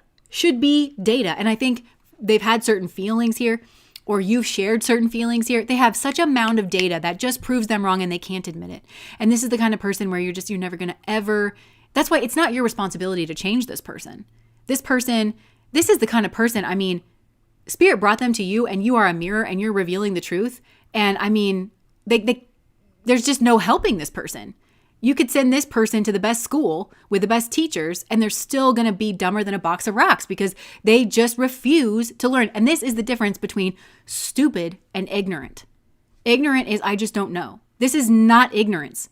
This is stupid, and it should not be tolerated. And that's kind of why I'm getting a little attitude here with this person, because they've had every opportunity to learn. And I feel like you have actually been on the receiving end of their bad behavior. And that's not the way that they look at it. And if you decide that you would have an emotion about that, of I'm angry or I'm hurt or stop, or you reflect back that actually you have negative traits and qualities. And I've tried to be nice about it, or I've tried to beat around the bush about it. But look at your pile of experiences that you've had with me that you will continue to negate. And so, yeah, I'm just going to have to call it what it is. You're a lost cause. Oh, sit down. I'm just going to tell you what it is, because it's like there's no respect here. You can't respect this person, but it's entirely because of their actions. So just like they've got their pound of rocks, I actually feel like they might be trying to say that you're the bad person because you just point out everything that I just described. But this is also a person who will demand an incredible amount of mental and emotional labor, because if you just call them what it is, especially even after all of this, then you're a bad person. Despite, I think you started off giving this person the benefit of the doubt. And I think they had to kind of prove to you multiple times that they are what they are. And then I think there's been a transformation. And I think there's a difference here. I think that's intellect in you. And that's you being a good scientist. And that's you kind of, there's some kind of paradox. And it might have to do with the way that you treat people and some kind of kindness where you're not a doormat. You are kind, but also like, play that theory out, flesh that theory out. If you are in a tribe and somebody is consistently trying to burn down your tribe, but you have a value of, being kind. Okay, being kind to who? Being kind to yourself, being kind to like this. It's okay for you to fight back. It's okay for you to defend yourself. It's okay for you to say that you are a schmurderer, and you are a this and you are a that. And I'm not tolerating you and nobody should tolerate you, Like, I'm not sure how to rehabilitate you, and it's also not my job. And you are not moving away from me. It's okay for that. So I feel like there's a paradox that this person reads as a contradiction. I feel like they might call you a hypocrite, that you don't live up to something. Actually, you are an embodiment of this paradox.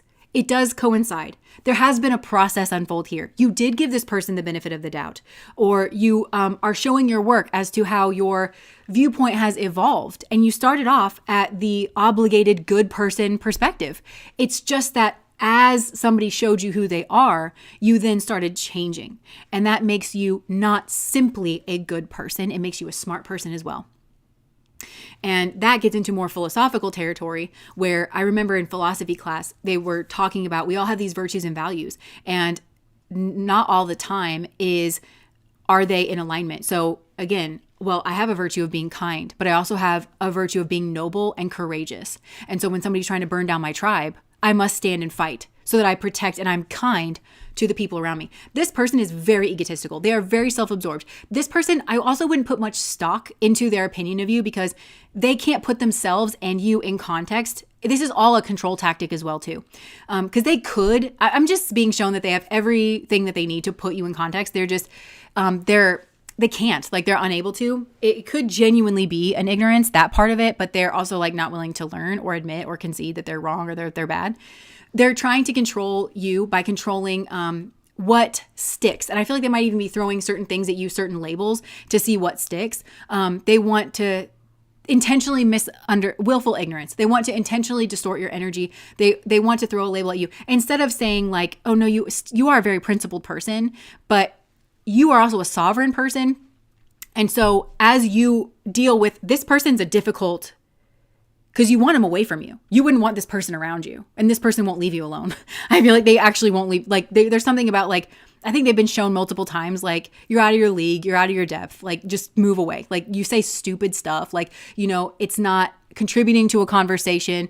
You act like it is because you can't help but just kind of masturbate to that energy, that image of yourself. That is all gross and needs to be dealt with privately, but you're dragging it into the public sphere and demanding to be dealt with in a public way, is what I'm getting. Because I feel like this person wants to humiliate you or embarrass you, or there's some kind of like, again, I'm hearing hypocrisy. They want to brand you a hypocrite. They want to say that you're full of contradictions when actually what they've seen is you are a very virtue driven person and you have multiple values that you have to live up to. And in a situation, you have to kind of choose how you're going to express your values. And that is for you to decide who you are as a person. If you're trying to burn down my village, I'm going with courageous. I'm not going with nice. But this is a person's like, see, they're not nice. And you're like, actually, I'm not stupid. I'm not dumb. I'm not a pushover. I'm not a coward. That's what I'm not. Okay. Like nice, we're all going to have a nice meal after this. And I'll show them how nice I can be because that's where that energy exists. So this is a matter of somebody trying to control your energy. And actually, I'm hearing the phrase that says, if somebody cannot control you, the next thing they'll try to do is control how you're seen. They'll try to control your reputation. So really, at the end of the day, I mean, the only thing you can do in this situation is handle yourself the way that you see fit. Because they're trying to get in your head. They're trying to make you think. They're trying to control the metric. They're trying to control the fame. But this person is kind of dumb and they're the one that's full of contradictions. Their mind is kind of a mess. They are trying to project certain things that they have, traits that they need to own and, you know, sort through. They're projecting that outwards onto you so that they feel, and then they're attacking it instead of owning it, probably crying, having some compassion for themselves and saying, I am a bundle of contradictions and I need to flesh out my own hypocrisy in my worldviews and beliefs, like air realm, but also in my emotions. And they're refusing to do that. This person is just refusing to do that. And they want to feel righteous in that. And so they just keep things separate in their mind and they just keep doubling down and they want to call that courageous when really all it is stupidity. I mean, I've used that word a lot of times. And again, that's a word that you're not supposed to say. And I don't think that I would ever say it to somebody's face. But I mean, when the shoe fits, because there's a difference between genuine ignorance and actually stupid. This person is not ignorant. This person has had multiple experiences. And it's just necessary to say, like, what do you call a person who you can lead a horse to water, but you can't make them think? You know, it's like they just hate you because they really hate themselves. And you represent the other side. If they were to like kind of sort through themselves and like, I guess this is why this person was saying they don't have any empathy. But I feel like I do have empathy. I just feel like it has a boundary and it should have a boundary. And maybe that's where our philosophies differ. And maybe that's kind of a part of it. It's like we just don't see the world, you know, in the same way. And this is me kind of having to protect my own energy. And I don't have to convince you of that because I'm almost 40 years old and you don't have to believe me when I tell you that, like, I genuinely was such a sweet person. I was the picture of Christianity. It's a wonder I didn't grow up to be a trad wife. Like, I was a doormat. I was all of those things. I know that for a fact. I don't need you to believe me on that, but that's definitely where I started. And I know that me ending up here, it's for a reason. I don't just spout off at the mouth for no reason, you know? I don't think that it actually behooves communities, societies, and people to hold their tongue and let the actual bad people get away with not being checked because it's not nice to check them. I think that nice is worth dick in that regard. And being empathetic is also not the same thing as being nice. And being a super empath is being empathetic with other people, yet still I'm having my own agency, and I'm not going to be controlled by societal's expectations of me. Oh, well, Jess, if you speak your strong voice and say what you actually think here, like when it's contextually appropriate, then the world is not going to reflect back to you that you're a nice person. Well, that doesn't mean that I'm not a nice person. Like, see how I'm taking my power back, and that's what I view. And you can have your experience, and you can disagree with me, and you can be like, wow, that is just such an unempathetic person. And maybe I'm not for you, and maybe you're right. Maybe you're even right, but we just have a difference in opinion and a difference in worldview. And I'm just telling you, like, I'm living a process every single day when it comes to niceness, empathy, unpacking my training and all of that stuff. And I might not get it right every bit of the time, but I also feel like whoever this is that you're dealing with is they need to point the finger back at themselves. They've got a lot of problems, and but they're nitpicking you, who is pretty holistic, and there is actually a cohesion there. And also, what I want to say about this person is, if you have a question, ask a question. But I feel like this person hates you so much, or they're just so they're actually the person. This is also reactive abuse kind of territory, again, where they're projecting and they're throwing shit at you. But I feel like this is actually a person that's very combative. And when they have a question, this is what I'm saying. I don't really, this sucks to say, but it's also, I just don't respect this energy that I'm picking up on. I'm not saying that I don't have respect for them and their humanity. What I'm saying is I don't respect their mind at all. It's utterly unimpressive. I am a person who, there's a lot of people that I really respect their mind, even if I disagree with like the conclusions that they draw on certain things. I feel like I'm constantly reading books, shouting people out, quotes that I've absorbed from great minds. This ain't it. Okay. This person's mind needs a lot of work, but they won't stop with the mouth still. And it's embarrassing. I would be embarrassed, and people should mirror this back. And maybe this person could reflect. And I kind of feel like that's maybe what's happening here, like with this hermit energy, because they're kind of vulnerable, but I feel like I didn't quite finish that thought, where it's like, I feel like this person is actually combative to where like they're curious about you, and they know that, like I said, I think that you have a paradox energy here that's actually very sophisticated and it's very advanced. And this person can't see the paradox. Not a shocker. It's not a shocker. There's a lot this person can't see. They can't see the nose in front of their face, this person. Also, the nose in front of your face, I just heard Pinocchio. There's like a lot of lies that this person tells, and they can't see them. They can't see their own lies. So it sucks. But I feel that they actually are confused about your worldview, and actually it's enriching. Being near you and around you, they benefit greatly. They could benefit greatly. They have to accept that process, and they would have to accept responsibility for their own self and like their own behaviors and their own actions and stuff.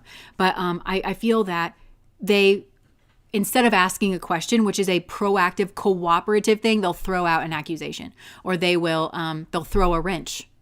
And that's not the way a wrench is meant to be used. I think they maybe want to learn how to use the wrench, and maybe you know how to use the wrench. And this person's like, is this effective? It's also giving like, I'm seeing like a classroom full of people where you're learning how to use the wrench. And this person is, I think, oh my gosh, I'm so sorry that this keeps coming out, but I feel like they need a remediary class. Like, I feel like they don't get it. They don't understand it. And they want to understand it, but this is like acting out. This person just acts out. And they feel they don't want the spotlight on them in a negative way of saying like, I don't get this. And like, I'm kind of seeing like the entire class, like all 10 people going over there and showing this person how to do the wrench. If they just asked, and if they just said, I'm lost, I'm triggered, help me. But them not doing that. Instead, they just kind of are so combative. And it's reactionary abuse. And to where then they get to say, I think even in their own mind, see, they came at me. Oh, see, they came at me. When, again, this person needs to zoom out. They need to put themselves in context. They can't see their own light. They don't factor themselves in to the equation as well. You're always having an effect on your environment. So this is probably an extremely frustrating person, because I think there's like this person is supposed to be a student. They're in the wrong classroom. I just flashed to in high school, the first day of school, once I walked into the wrong classroom. I was a freshman, and I walked into like a classroom full of seniors. But actually they all helped me back to my classroom. It wasn't embarrassing at all. They were all like very nice. But yeah, like this, they're in the wrong classroom, and really they need help. They're embarrassed. Like they need help to say like, actually yours is a couple down the hall. You need to just find the classroom that you're in, and then this will all make sense by the time you get to this class, you know? And yeah, so it just feels like that's not what's occurring for this person. They're kind of handling the situation wrong in every possible way that they could, whilst telling themselves, see, I knew it. See, I knew it. It's just so frustrating. And I feel like if you don't like this person, you're not alone. I feel like, but they don't get it. And it's so stubborn. It's like talking to a block of cheese. Like, you know, it's not really going to get through. So yeah. That's shame. It's totally okay not to know. That's how we get to sage. Oh my gosh. And thank you for saying that, because it's reminding me of a quote from Paramahansa Yogananda where he's like, you are not a victim of your past. You are a master in the making. And I think that's a good place to kind of leave it off. Leave it off there. By the way, okay, let me just say this. And I'm not trying to be in a defensive mode. I'm genuinely not. I'm trying to make sense of like myself and trying to explain my own situation here, because I kind of play this out in front of people, and it's hard for me because I'm kind of, the way that I would put it is like, I know better. Like I know better than this, because I know that I'm flawed and that I'm incomplete and that I'm like going to be judged. But a part of me kind of does this anyway. And I think that I have this like resentment, not towards you guys, like as a group or like, you know, people in particular, but it's like this kind of person where it's like, they need this. This kind of person actually needs somebody to be so blunt and so straightforward, because they refuse to learn in any other way. And then if I get put in a position, and I think I'm hearing rescuer, victim, persecutor, where it's like, I'm definitely not in rescuer energy. Maybe I'm in persecutor energy. Actually, I don't even feel that, because I feel pushed into this like position where it's just like, I've tried it every other way. This is somebody who's like not going to listen, and they're not going to see me through a lens that is fair or balanced. And so like, if I have to explain something, like a truth that just exists on its own, and the truth itself about like the way the world works or people work or a certain person works, which I'm being asked to look into and kind of explain. When that comes through and I have to explain something that is unpleasant, and I have to explain it in a way that is clear and that is, you know, going to hopefully not confuse people as much as possible. I don't exactly want to do that all the time, but then I do have this higher value of like, no, because we all need honesty. I would want somebody to be honest with me, you know? And so I don't know. I feel kind of, this is, I don't know why I'm saying this. I'm just to be seen, I guess. I'm going to think about this later. Like, what am I supposed to do? Like, because the old me, and I'm not even saying it's the wrong me, but I'm saying the old me would tiptoe around it. Like, and it would be so draining and so exhausting. And it felt like theft, you know, before, because it's not my job, you know, to save or rescue people, or I don't know. I'm not sure. And I'm not looking for like sympathy with this. I'm just simply saying like, what should I do? Like, I don't know. High priestess sees the snake and speaks about it. Yeah. But also I never want people to think that like, I think that my shit doesn't stink. And that I think that I sit up here a perfect person, because clearly I'm flawed. I just hope that like I'm flawed in a way that is useful to you.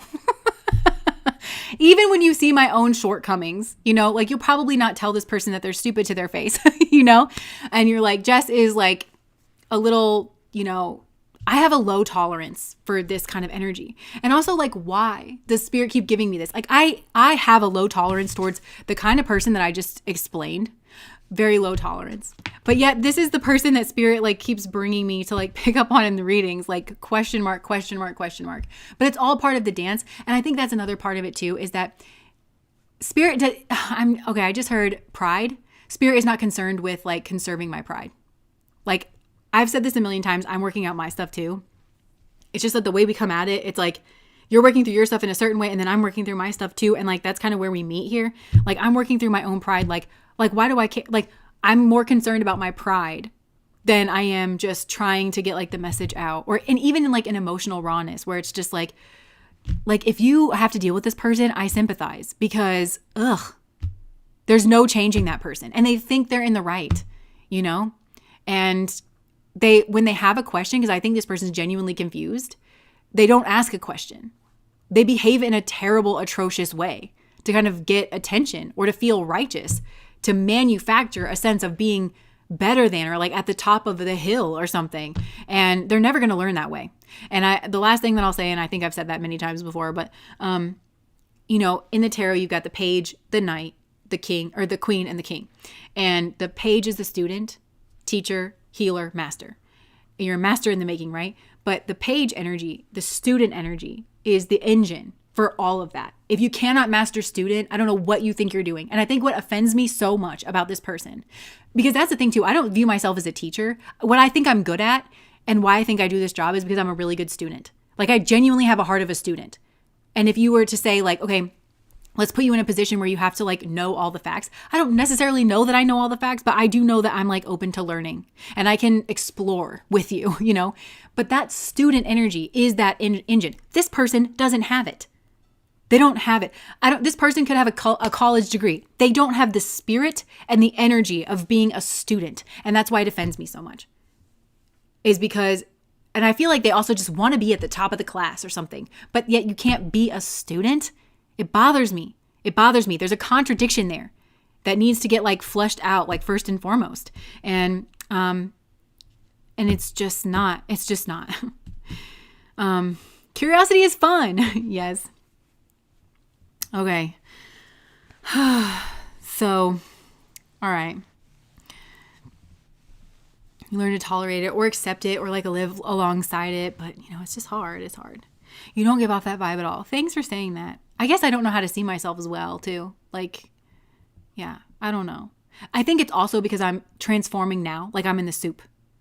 And like a lot of times I kind of take risks here, like on the internet. I have an 11th house sun as well. My personality comes out actually much rawer on the internet than it does a lot of times in more whole and more complete. Isn't that weird? That I feel like, I don't know, in some kind of way, I feel better or like safer to express myself this way than like, I don't know. But I think because I take risks sometimes with being different, like where I would restrict myself so much, especially because I have so much training in Christianity really and just like morality to restrict my personality, I kind of take risks, like more here where I'm like, just say it the way it needs to kind of come out, then it makes me, I'm no longer the person that I was, but then I don't know who I am. So then I just get like very confused and I don't know if it's good or if it's bad, or I guess it's like right, wrong, or indifferent, or just neutral. I have no idea. So like I said, I'm not a perfect person, but hopefully the ways in which I'm flawed is in some way useful for you. So I'm going to leave that there and I'm going to get some food and I am going to take a nap because this like really took it out of me. We have a Patreon reading that's coming out tomorrow. Oh, it's the harsh truth. Because the people on Patreon, I've said this, like they're masochistic. These are people that like really do. We vote on the topics is why I'm saying that. And they vote for like hard readings like all the time. Like hard readings for themselves where it's like, give it to me straight. So that is the harsh truth. That was an interesting reading. And then next week we have your spiritual and psychic gifts that are coming through. We have candles for sale. It's candle season. We'll drop the link in the chat below if you are interested. They have high quality ingredients. I'm going to leave that there. Thanks for spending some time with me and I'll see you whenever I see you. Bye.